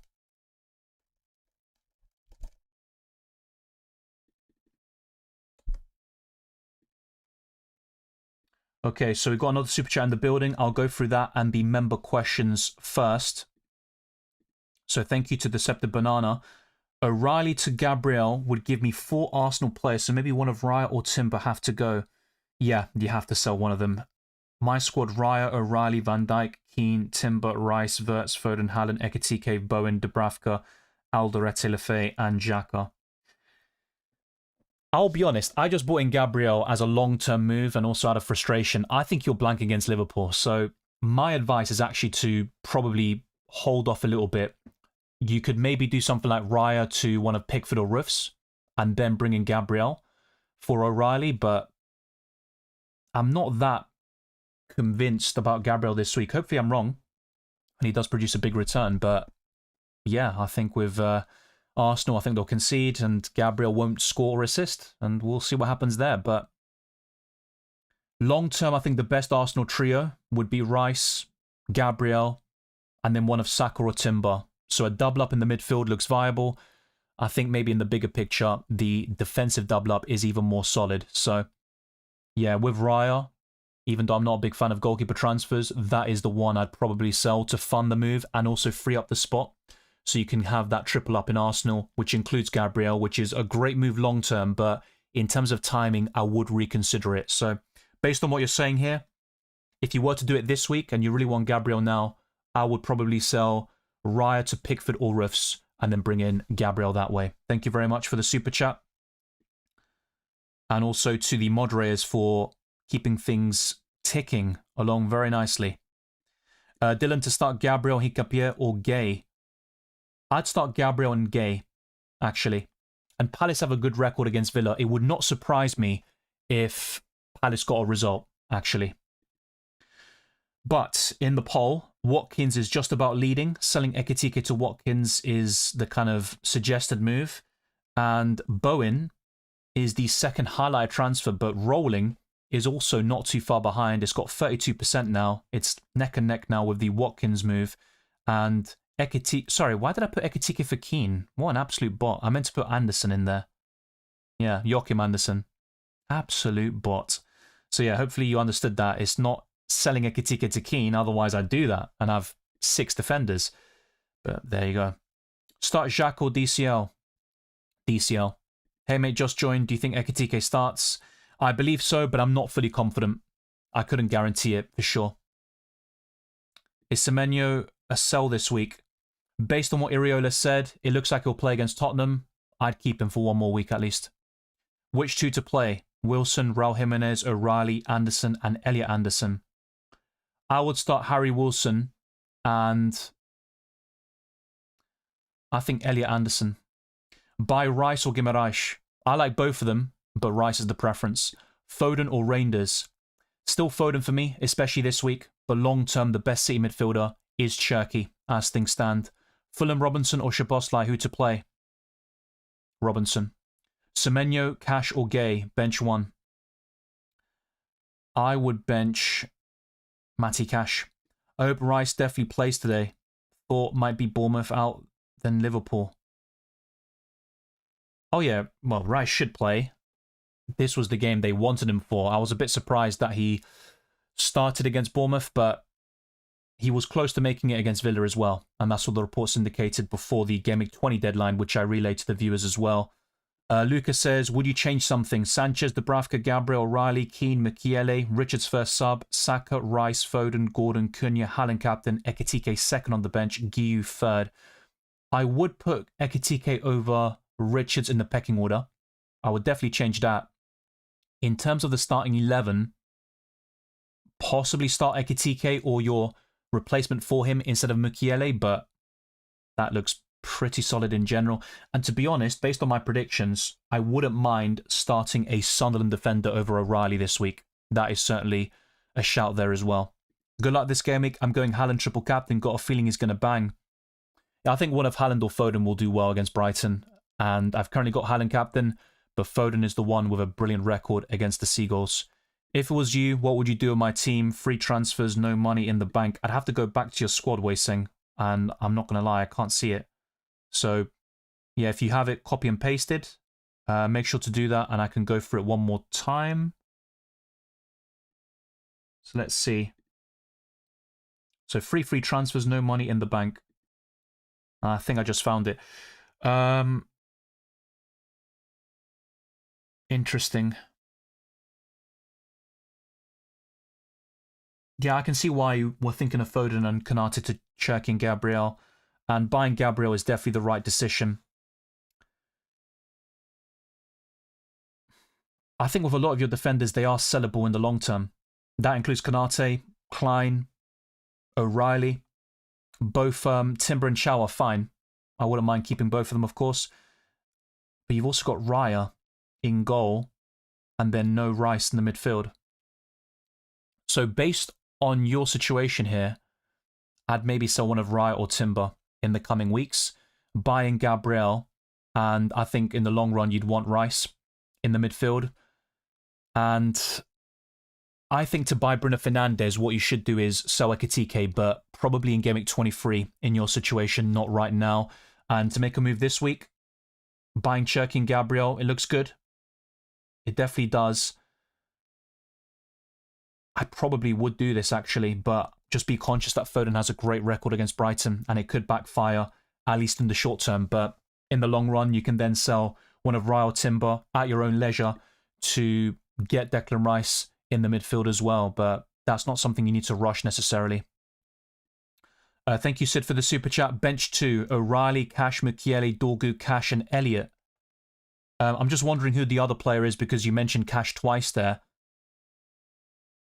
Yes, I'm guessing that's Elliot Anderson as well at the end. because if it's Harvey Elliott, that's a very clear bench, of course. But I would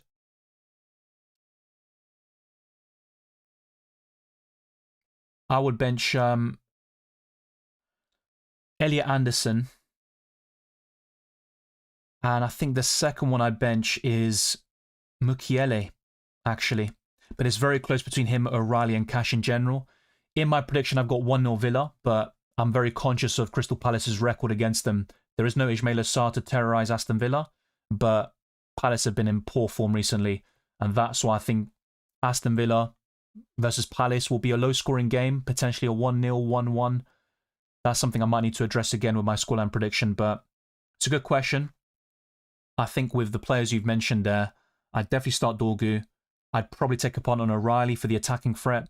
So in the end, I would bench Elliot Anderson and possibly Mukiele here. Oladilan, who to start and bench order? Krupi, DCL, Alderete. Difficult one here. I'd probably start Krupi Jr. personally, but his minutes are going to be all over the place. I'd have DCL first on the bench and Alderete second.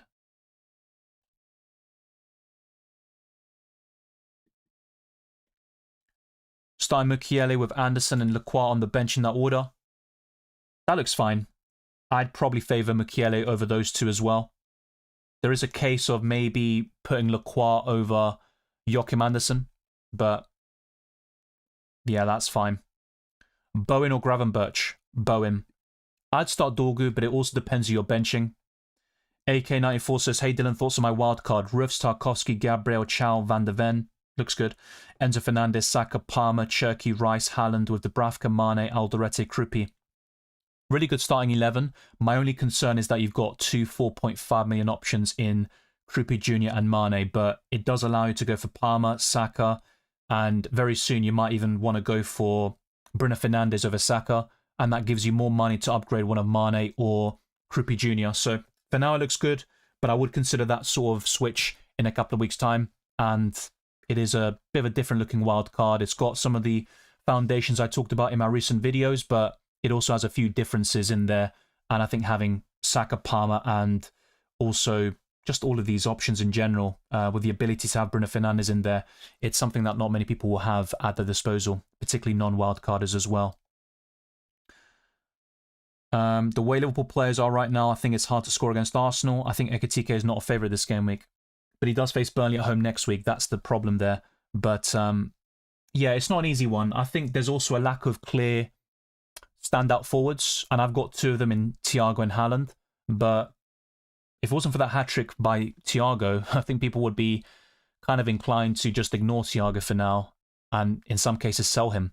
But yeah, it's a difficult one this week. There's no clear strategy, I think. I sold Timber to Gabriel. It might seem a bit sideways. I'm probably going to have Anderson come on for Ekitike if needed.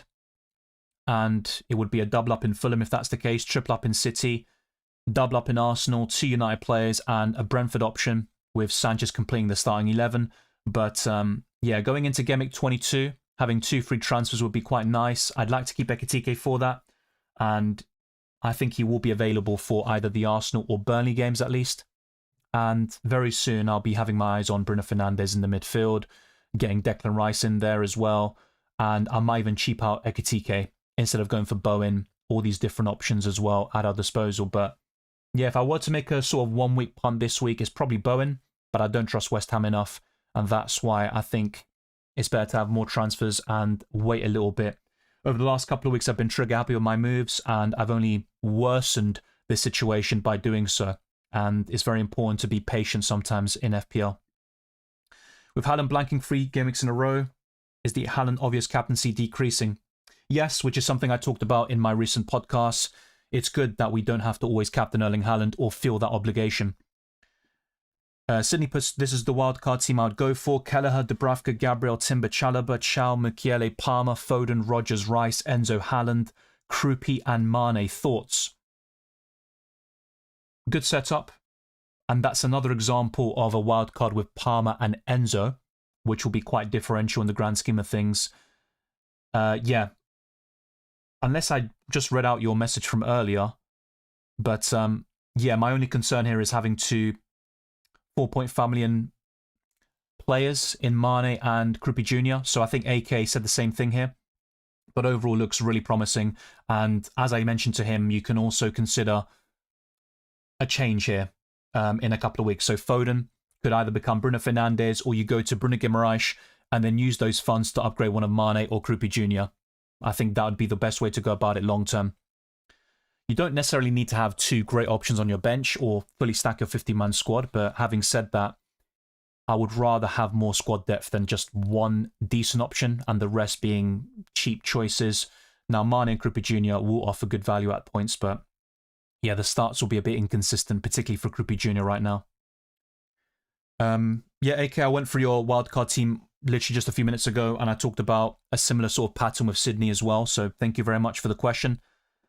Yes, the one to thank there is Paredes for the memberships. As usual, he has gifted 10 more, so to the likes of Ivan Schneider, to Azria, to Restolen, to Payman Armin, also to, well, I'll call you here, but I think that's an Irish thing at the beginning, but I'm a bit of a bot sometimes.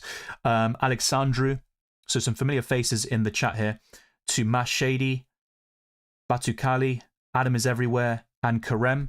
Enjoy the membership for an entire month. That means early access to my videos, prior to battle comments, and many other perks. Thoughts on Gusto? Not really on board. I think with Chelsea, you cover them defensively with Sanchez and goal, Chalobah or Reece James, and with the latter, you're going to get rotation, so I'd keep it simple with Chalobah or Sanchez in there. Start DCL Alderete. It'd be DCL. Would you do Saka to Rice this week? No. I would do that next week, if anything. I think Saka's a better option against Liverpool than Rice, and if you're not buying in Palmer now, I would just wait for that. Semenyo to Rodgers or Bruno or Gordon. My advice is to keep Semenyo for one more week. It looks like he's going to play against Tottenham, but long term, I think Bruno Guimaraes is the best one. I don't think Barry's a good option, but he has scored in back-to-back games, I believe, and yeah, Beto also scored in that 4-2 loss against Brentford, but I wouldn't go for any Everton assets in the forward line. You've got Garner in the midfield. He's the only one worth considering. Tarkowski and Keane at the back. Pickford in goal. That's about it. Who's the best Newcastle defender for you? It's still Chow for me. I've been very consistent on that, even before that 17-pointer against Palace. Start Ekitike or Wirtz? Ekitike. Start Ekitike, Miley or Xhaka? Ekitike. Frimpong or Mukiele? Mukiele. Yes, I'm definitely ready for chaos. We've got just a minute and a half left. Cherky or Watkins? Very close one, but probably Watkins. Activate my wildcard. I needed to make 12 changes. My team is now Kelleher, Verbruggen, Gabriel, Chow, Tarkowski, Matheus Nunes, Mukiele, Palmer, Cunha, Bruno Guimaraes, Rice, Rodgers, Haaland, Thiago, Mane. Yeah, a few people going for Mane at the moment, and he scored that great goal against West Ham. He's got something about him. Good squad overall. In terms of goalkeeper rotation, I'm not a massive fan of it, but Verbruggen and Kelleher make sense. I've talked about that for the past 2 months now. And it's a good setup in general. You've got Matheus Nunes. I personally wouldn't cover City defensively right now, but I understand why you've gone for it. But I think Van de Ven could be a consideration for you as well. And you've covered a lot of the other defenders I've talked about recently. I think Keane is a better value pick than Tarkowski, but having said that, he's maybe a bit shorter term in the grand scheme of things, but not many complaints about the midfield and forward line. I just think Cunha is not a long-term option, and you might want to sell him very soon, maybe to Bruno Fernandes, his teammate. So we have reached the deadline essentially, or in 20 seconds. Ragan puts his team. I have 5 free transfers, so I definitely use one of them at least. That's for sure. What you could do here is probably sell O'Reilly, actually. I don't know what money you've got in the bank, but buying Gabriel now, set yourself up for the long term is good. If not, buy Chow and keep it simple just before the deadline locks in. Senesi or Mukiele? I've got a slight preference for Senesi, but both of them are quite similar this week. Play Potts or replace Minter to who? I'd replace Minter and go to Ghana. Playing a back four of Gabriel, Tarkowski, Chalobah, Dorgu, and Van Dijk on the bench. Rolling transfer, then Raya and Van Dijk out for Kelleher and Chow or Timber. I like Timber a lot, but I think with your structure, Chow is the preference here.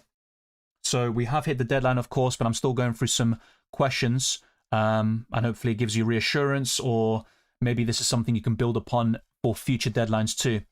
Anderson often gets DEFCON points, but yellow cards too. If Ekitike doesn't play, he will come on and give solid points too. Solid strategy, Dylan. Yeah, Anderson is a bit frustrating at times, but Fulham-Chelsea was quite competitive a few months ago. I think Fulham were hard done by, and that should be an evenly contested game. It might even be low scoring, which could play into my hands because I've got Sanchez and potentially Anderson coming off the bench if needed. Raya to Kelleher, Richards to Gabriel, and Semenyo to Enzo. I'd probably say no, and the reason is because Semenyo is worth keeping for another week. I don't like Kelleher that much in the grand scheme of things. I don't believe Brentford will keep that many clean sheets. Gabriel looks amazing, of course, especially replacing Richards, but with the other two, I'm a bit concerned. I'm not going to lie, Weeprino, I did answer your question a few times at this point. Start Ekitike or Verts. Ekitike for me. Free transfers, Ekitike to cheap forward and Minter to either Rice or Palmer, not sure. Who do you think? Or roll and do Thiago to cheap forward and Minter to one of Rice or Palmer. Also have Vandenberg in my squad. Yeah, Rice over Palmer for me. Better value, more consistency. And I think Palmer's been a bit off it in the last couple of weeks. But I'm just not sure about this because, yeah, Ekitike to cheap forward. That's something I might do in Gameweek 23, but with Burnley at home on the horizon, and I think Ekitike will start there, I think it's probably best to keep him in that situation. As for the alternative, Thiago to cheap forward, no, I wouldn't sell Thiago to cheap forward here. So to be honest, if I had to pick from these scenarios, it would have been the first one. But if you haven't made this transfer before the deadline, we are locked in now. I would not be selling Ekitike ahead of Gameweek 22 unless he was officially ruled out. Kelleher, Rufs or Sanchez? Rufs. He is my preference in general, looking at the long term. As covered before, Christian, Chow is my favourite. Thank you, H-Army. Thanks, you made up my mind. I'm glad to hear it. Hopefully it results in some points there. Any updates on Paqueta and Ekitike? On Ekitike, I provided the latest update in my Transfer Tips podcast yesterday. I can read out the full quote as well. So, this was from 2 days ago. Arne Slot said he felt something during training, so he went for an MRI scan, and we got the result when we were flying. We were hoping it was just a bit of DOMS, which I covered as well, essentially like muscle soreness, and then we could have used them maybe as a sub, but unfortunately we saw a little bit more, and then you cannot take a risk. But it doesn't seem to be a huge issue, and it should be available against Arsenal. That is my opinion. In terms of the other update, so on Lucas Paqueta,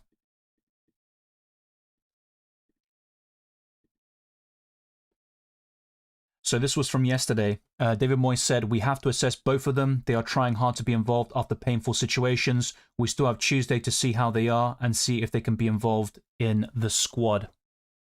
But it's not looking too promising there. And even if he does make it, he might just be a substitute in the end. Bench one, Anderson or Gravenberch? I would have benched Gravenberch. Will Lewis Miley start or does Minter to Tavernier? I think Lewis Miley will start, but I'll be honest with predicted lineups. I haven't been able to complete all of them and dig in as deep as I would usually do. So I'm not as convinced about that. As for Minter to Tavernier, not necessarily. I think Garner would be better, but I think a Bournemouth midfielder is decent this week. I just don't think long-term it's the way to go. Start Chalobah or Krupi? I would have taken a punt on Krupi, but Chalobah is the joint second highest scoring defender in the game with 99 points, so it's always difficult benching him. Yeah, I think Chalobah is an awkward option because his results are difficult to predict. He can get a big return against difficult opponents, per se.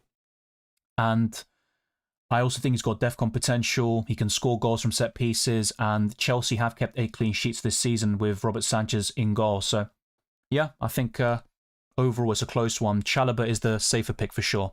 But I've got a good feeling about Bournemouth attackers. One of Semenyo, Krupi Jr. or Tavernier should do the job against Tottenham. Rodgers or Mukiele? Rodgers, Mukiele or Senesi? Yeah, it would be Senesi for me, but not much in it. Yeah, Paredes says Red Arrow. Frimpong will not be a starter again. Not necessarily. I think Frimpong could start against Arsenal, but he's just a short-term pick. I've never liked him long-term, and we've seen in the last couple of matches he has been subbed on for like 20, 30 minutes. That's not something you want from a premium defender either. All the good matches, just one tonight, and it's not super interested. Yeah, a lot of good matches tomorrow. It's a bit of an awkward schedule. I would have preferred a deadline tomorrow, to be fair, but it is what it is. You can't really... you have to work with what you've got. O'Reilly, Mukiele, Dallo, any two. Well, the deadline has passed, but the two I would have started are Dallo and probably O'Reilly, but there's not much in it between him and Mukiele. The main reason why I'd prefer O'Reilly is because of the assist threat. Harrison James says 1 free transfer, cash Mukiele to have a bit of extra money to play with. Lineup, Raya, Gabriel, Chow, O'Reilly, Mukiele, Saka, Foden, Rodgers, Bruno Guimaraes, Wilson, Hallen captain with Dubravka, Joachim Andersen and DCL on the bench. Yeah, looks good, especially if Palace cause Villa problems as they usually do. That could be very good in the long term, getting the extra funds. And I think Mukiele would be part of that sort of wildcard squad or defensive line over Matty Cash in the months to come. Zero says, I think you'll play though after the Wolves game. Roofs or Sanchez? Roofs. Cheers as always, Dylan, and good luck everyone. Thank you, Harrison James. And as Laga and Punjabi said, we are locked and loaded. Thank you, Radu. I appreciate it. Free bacon news for managers. Ole Gunnar Solskjaer will be caretaker manager for United. 6 months. Gary O'Neill, new Strasbourg coach. Ten Hag, new technical director for FC20. There's a lot of managerial changes and updates happening as we speak. So, yeah, once they happen, especially the Premier League and Champions League related ones, they will be talked about on this channel. I've never played my wildcard this early, but needs must. Don't know if I got my benching decisions right, but it is what it is. Good luck, everyone. I'll be honest, I saved the first wildcard for the longest I've ever done in Gameweek 16, but I'm still tempted to use my second one very early, and this would be by far the earliest I've used the second one in general. So, yeah, it's interesting how FPL can change season upon season, and we have to adapt to the hand we're dealt. No worries, Cooker. It's good to see you. Good luck as well. I think Wilson's a decent long-term hold. He's not my favourite at that price and below. I think Garner's better, but Wilson isn't too far behind. Liam Rosenthal tactics is more fast-paced attacking build from defender to striker with high press, which Chelsea players should have and not have. I don't think much has changed in terms of who I'm interested in, so Palmer or Enzo in the midfield. João Pedro up front could be considered, but I probably wouldn't go for him yet. Chalobah, Robert Sanchez, if you want to go for something a little bit differential, Reece James. So it's still the same players I'm looking at, but I think Palmer might actually benefit from this new managerial change. And to be fair with him, it's mainly a problem of the groin issues, but he played better under Pochettino compared to Enzo Maresca. Basically tiki-taka, but more faster. Yeah, I'm not sure if I'd call it tiki-taka to be fair, but we all have our different opinions on that. Let's also end the poll. 39% now have said roll the transfer, which is what I ended up doing in this situation. Like the stream, subscribe, all that good stuff. Thank you to those that voted, hyped, showed support to the channel, commented, engaged as well. There is a leaderboard in every single stream now. It says top fans in the top right-hand corner of the live chat. And we also hit our super chat goal. So big up to the members, patrons, and everyone else. The super chatters and those that gifted memberships like Paredes. A big up to all of you. As I mentioned before with Barry, he has scored in back-to-back games, but I'm not interested in him. With Everton, I think the standout attacker or midfielder is Garner. I'd also be looking at Tarkowski and Keane in that defensive line and Pickford between the sticks. That's about it. Thank you, Deceptive Banana. Good night to you as well.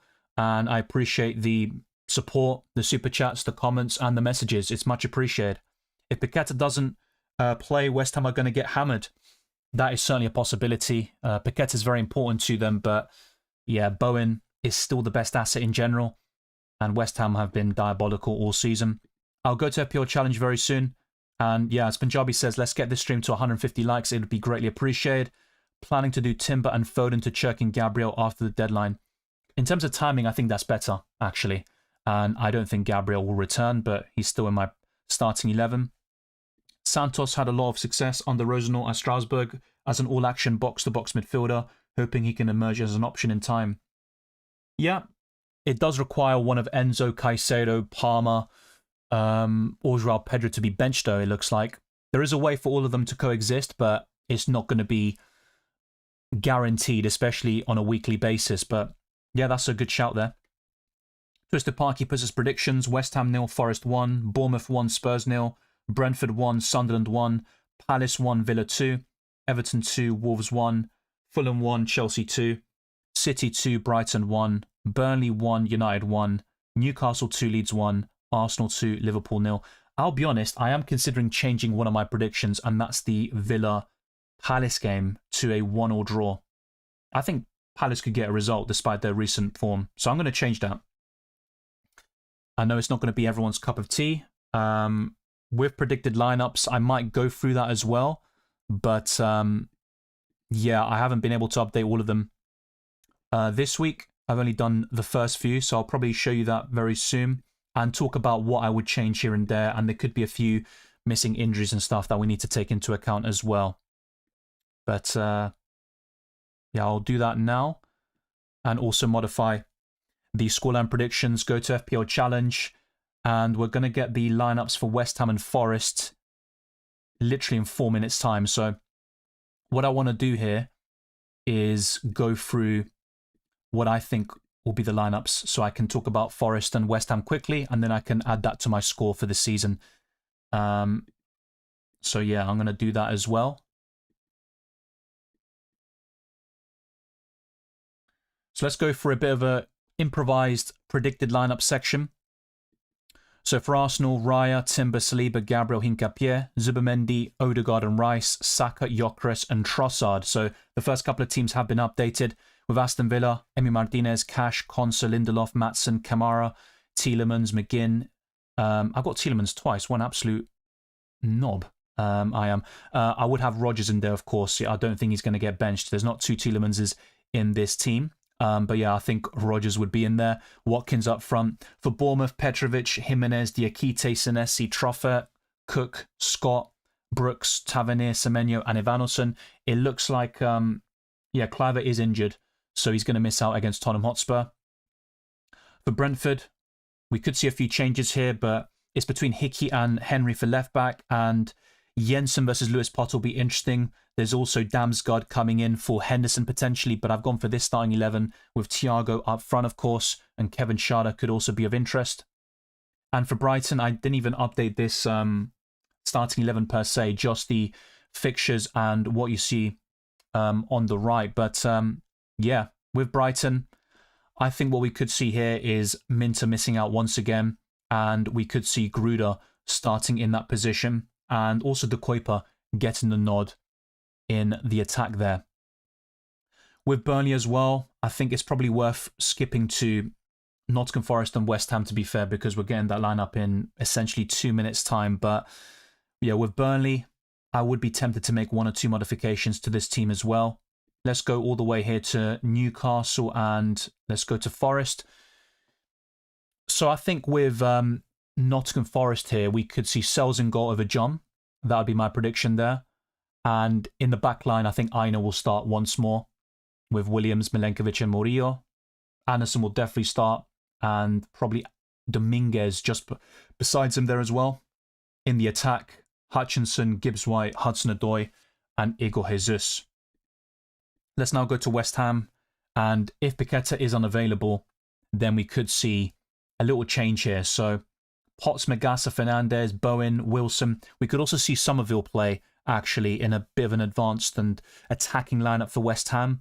But yeah, with Paqueta, I'm a bit unsure at this moment in time about whether he starts or not. But yeah, we're going to find out these West Ham and Forest lineups very soon, and we can add that to the score. But Mavropanos versus Todibo is another big debate there, and it all depends on the Frenchman's fitness. But yeah, we did get an update about Todibo and Paqueta, which I covered a couple of minutes ago. So I'm going to get the West Ham and Forest lineups ready for you as well. And after that, show you my FPL Challenge squad as things stand, which I did talk about in my recent videos as well. So yeah, Ole Gunnar Solskjaer and United advance in positive talks over caretaker manager role. As revealed yesterday, Ole wants the job and he's a serious candidate, with talks well underway. Well, Bruno Fernandes had a great start to his United career under Ole Gunnar Solskjaer, so that'll be interesting to say the least. And let's see. Any second now we should get the Forest and West Ham lineups. I'm also going to show you my scoreline predictions as well, one more time.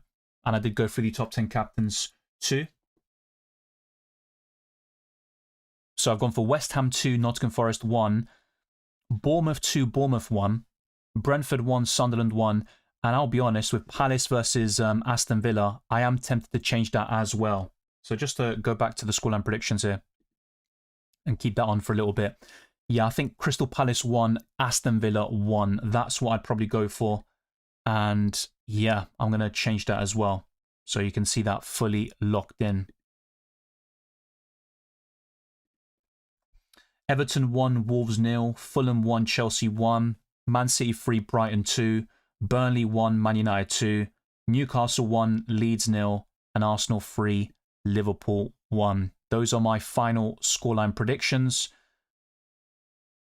But to be fair, I could give it a little bit of time and see how West Ham and Forest have lined up first. I think there is already a surprise in the Hammers lineup.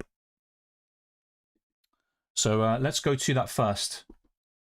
For West Ham, there's Areola, Walker-Peters, Todibo, Mavropanos, Scarles, Fernandez, Soucek, Paqueta, Somerville, Bowen, and Tati. So there you go. That is the big surprise in the West Ham lineup there. So I think 9 correct for West Ham, maybe even 8. Soucek, of course, also enters the starting 11. And for Nottingham Forest, Sells, Williams, Murillo, Hudson-Odoi, Anderson, Gibbs-White, Dominguez, Igor Jesus, Hutchinson, Milenkovic, and Aina. So for Forest, I did get 11 out of 11 correct. And I'll try to update the rest in due course and maybe show you in the Discord server so you can see my final predictions locked in. And after that, we've got a bit of a break from FPL for a couple of weeks now, which is quite rare. We always get that, of course, in January. But after so many constant deadlines and rapid turnarounds, it does feel a bit alien as well. But yeah, 11 for Forest. It looks like 8 for West Ham. I'll add that to the tallies and also see if I can provide my final predicted lineups before tomorrow's matches as well. That will be the aim too. And for FPL Challenge, let's go to that now. Pickford in goal, Chow, Gabriel, Palmer, Haaland captain and Watkins. Because this week it is called the ball winner, so you get +2 points for every tackle won. I'm open to adding a third defender or second midfielder. That is also on the agenda. And yeah, there could be another tweak or two before those respective deadlines. Bluco have the policy for signing managers and players in 7 to 8 year deal. Yeah, it looks a bit mad, to be fair. Yeah, Zero, like I said, I only did the first couple of lineups, and even then, of course, yeah, I wasn't able to get all of them done in the way I wanted to, because I usually spend a good hour or two focusing on the research and then doing the lineup graphics. I wasn't able to do that this week with the rapid turnaround, and yeah, I was still getting the content out for Gameweek 21. But yeah, for Aston Villa, just to be very clear, I think Rodgers will start alongside Tielemans with McGinn, Buendia, and Watkins there as well. The only doubt would be maybe between Maatsen and Dean, and also whether it's Onana in the midfield and Tielemans playing a bit further forward, or whether Buendia will play alongside Rodgers in a more central role there. Twisted Parky, fair enough. Doing far better in FPL Challenge this year, much like last. Up to 1,703 overall, thanks to your insights and some luck. I appreciate that, and long may it continue. This week I've gone Kelleher, Timber, Elliot Anderson, Garner, Bruno as captain, and Haaland. Cool, I'm just going to copy you there. Cheers, mate. Pretty nice, good team. I did Gavardio to Tarkovsky and plan to do Timber to Gabriel next week. Good move. I like the look of it. I think Tarkovsky's a good replacement for Gavardio. And yeah, Gabriel's an upgrade on anybody. Even Timber, who is still a solid choice. If Forest can score 3 against Liverpool, why can't we? Yeah, well, that's the optimism you really want in life. But I think West Ham could win, actually, against Forest. If West Ham lose today, Nuno will be sacked twice this season. Has it ever happened before in a single campaign? Yes. It definitely has somewhere. In the Premier League, I'd have to do some research and digging on that. But yeah, good question. I think Palace could get results too, but injuries, form, etc. I get that. And Villa have been very impressive over the past 2 months, but I still think Palace could find a way. Palace ain't doing crap. Mateta isn't consistent. Their defense is crap since the Munoz injury. I still think they can find a way, and Villa can be a bit frustrating when it comes to facing Palace. I'm sure a lot of their fans will also be a little bit, yeah, worried about the game. No way Minter starts. Oh yeah, by the way, just to make it very clear, yeah, when you saw Minter in that lineup, and a lot of them weren't updated, so that's why I was narrating over it and saying what I would have changed if I had more time to go through the graphics. But what I'm going to plan to do is, after the stream, basically do some digging and also kind of predict the rest of the lineups and then add to my scores and see how I've done. And I'll try to provide my sort of updates on the Discord server. So make sure to join that as well. Like this video, subscribe, all that good stuff. But yeah, Paqueta does start. Good news for those that own him and for West Ham fans as well.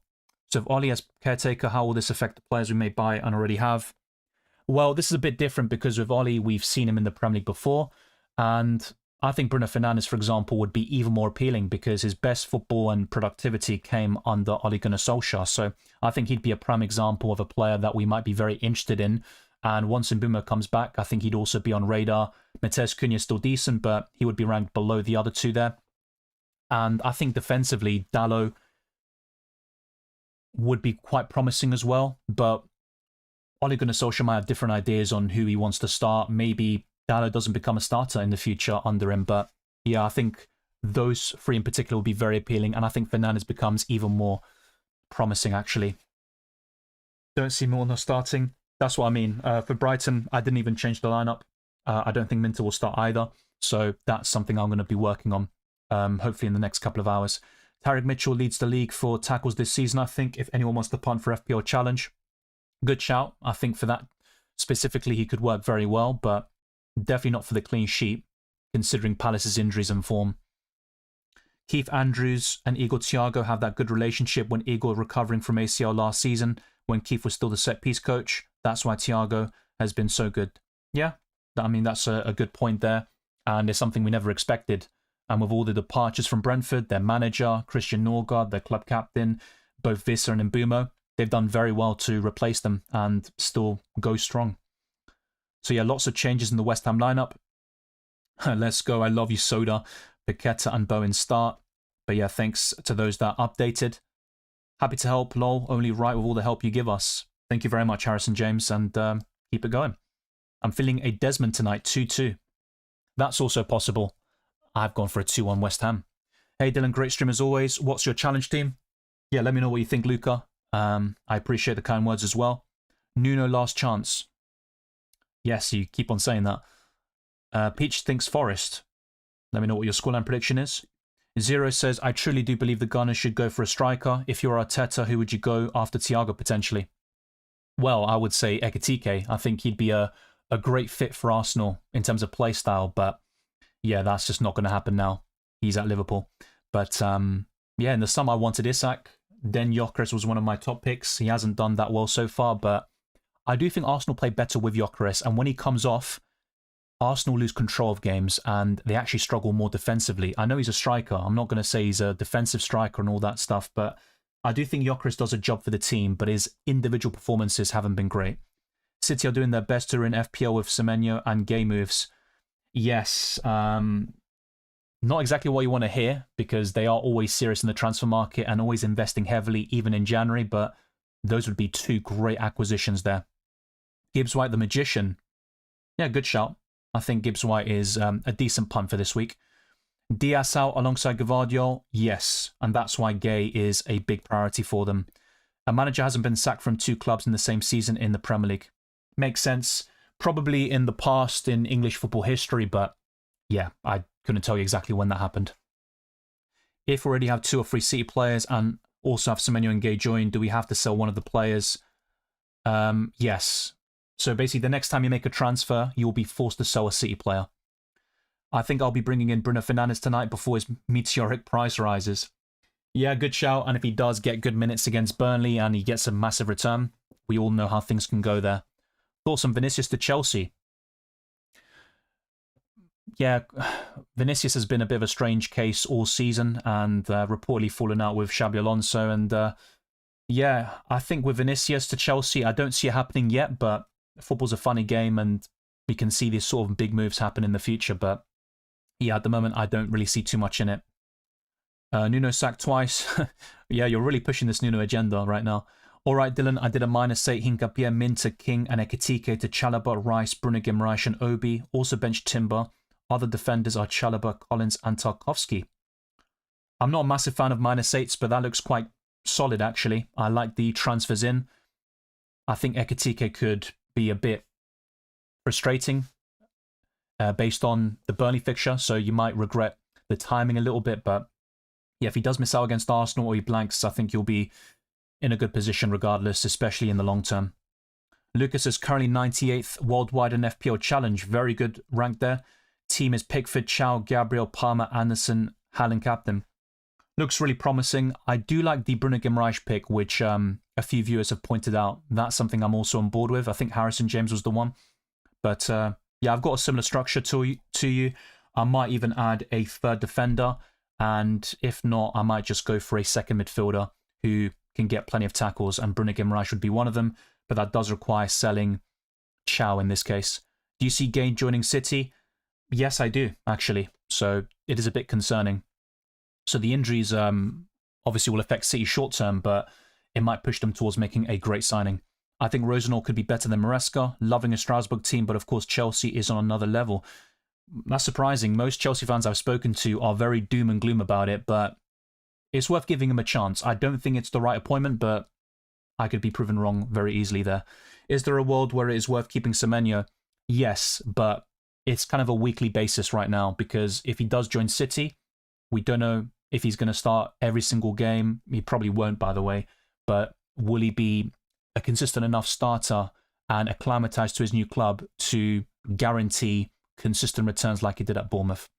I'm not so sure. Vinicius gives me Cedinho vibes, says Zero. I see Liam Rosenau clips. He's very aggressive like Jose. Yeah, I'm not sure. People have taken the piss out of that, by the way. Harrison James says, been watching any of the AFCON, Dylan? I'll be honest, the only game I watched was on Christmas Eve between Gabon and Cameroon. So no, I haven't been watching any of it. I've been loving it. The commentators make it so entertaining, and things like Al-Kabi, I think from Morocco, scoring 2 bicycle kicks in 3 games. Oh, if that's the El-Kabi I'm thinking about, he also scored one against Arsenal a few years ago, but let's not talk about that. Tati Castellanos debut today. Let's see how he does. Yes, a big surprise there in the West Ham lineup. Who will West Ham get that's better?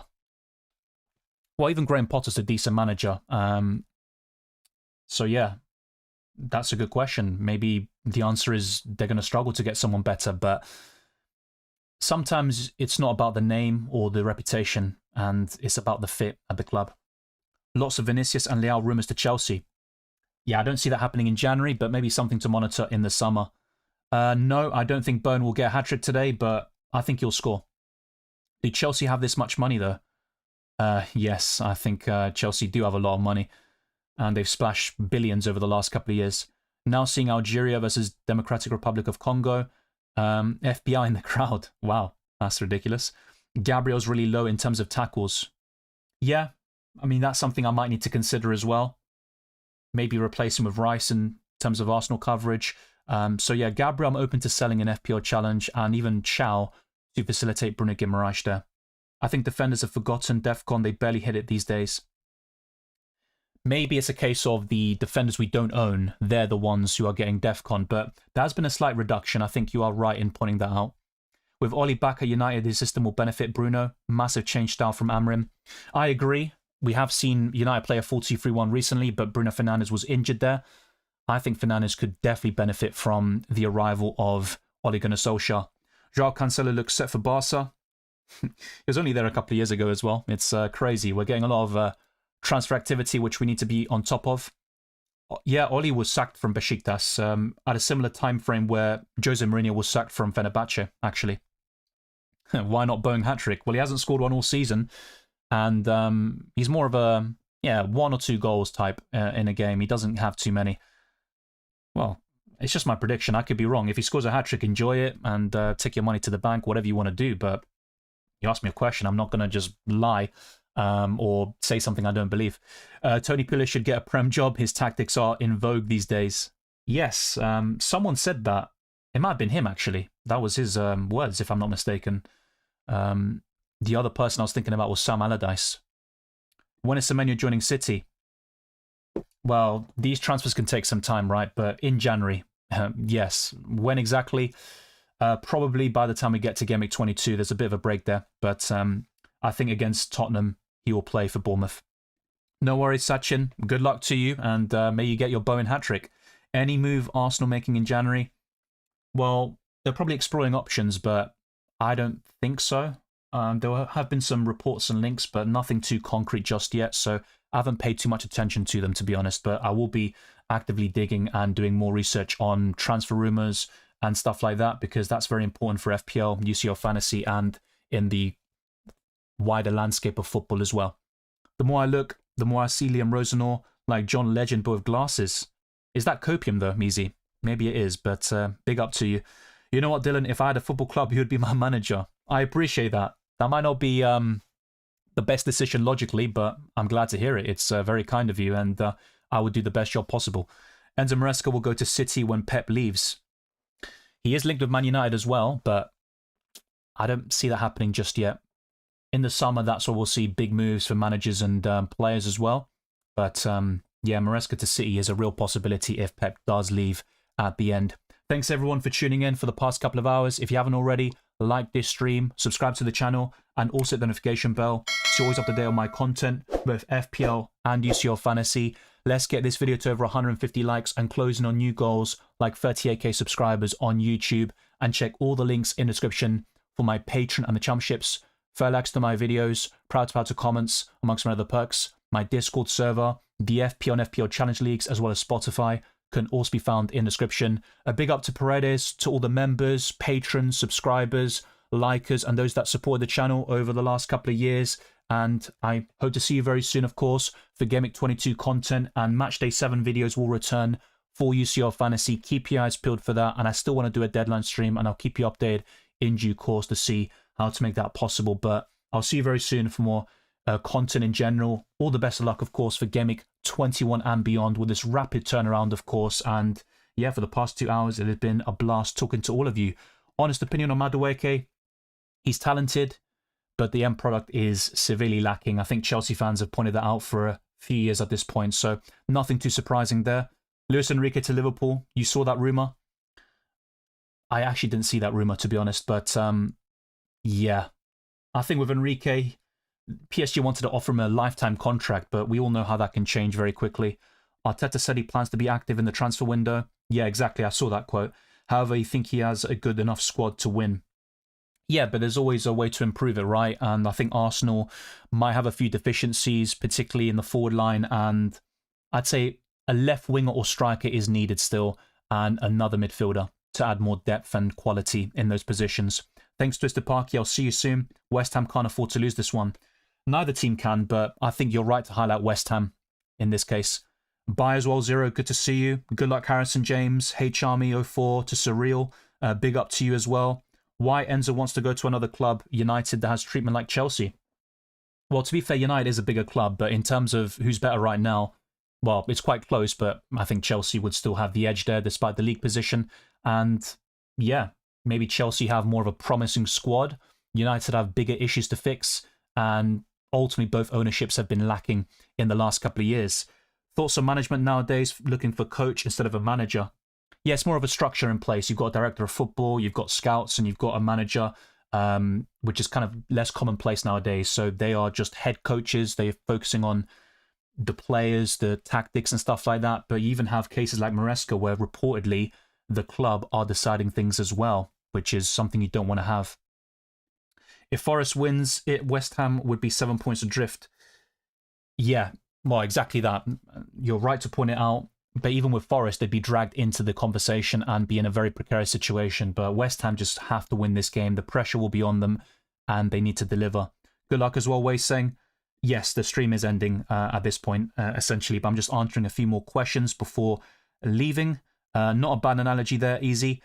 Zane says, it's sad to see Amram leave. He inherited not good vibes at United. He took a risk to kick out Rashford and Garnacho, but when taking action to management, he gets what he gets now. Yeah, it's a bit sad. I do think he lacked a bit of variety in his tactics, and he was a bit predictable until recently, where he started changing the formation a little bit. But Yeah, he left Sporting in mid-season, and he was on course for a historic season with them, actually. They had like 11 wins out of 11. They were in the top 8 of the Champions League at the time, and it just didn't go well at United. But he needed more time, you could say. It's always difficult when you join in the middle of the season, but yeah, even with this campaign, of course, a lot of downs and some really bad moments like losing to Grimsby Town. But yeah, it's never nice to see a manager lose his job, or anybody for that matter. But yeah, in this case with Amrim, he is still a promising young coach, but it just didn't work at Man United. And I think in a lot of cases, these coaches and managers need more time. Thanks, everyone. I'll see you very soon. Good luck as well, again, for Gameweek 21 and for the rest of the season. Enjoy 2026, and I'll see you very soon.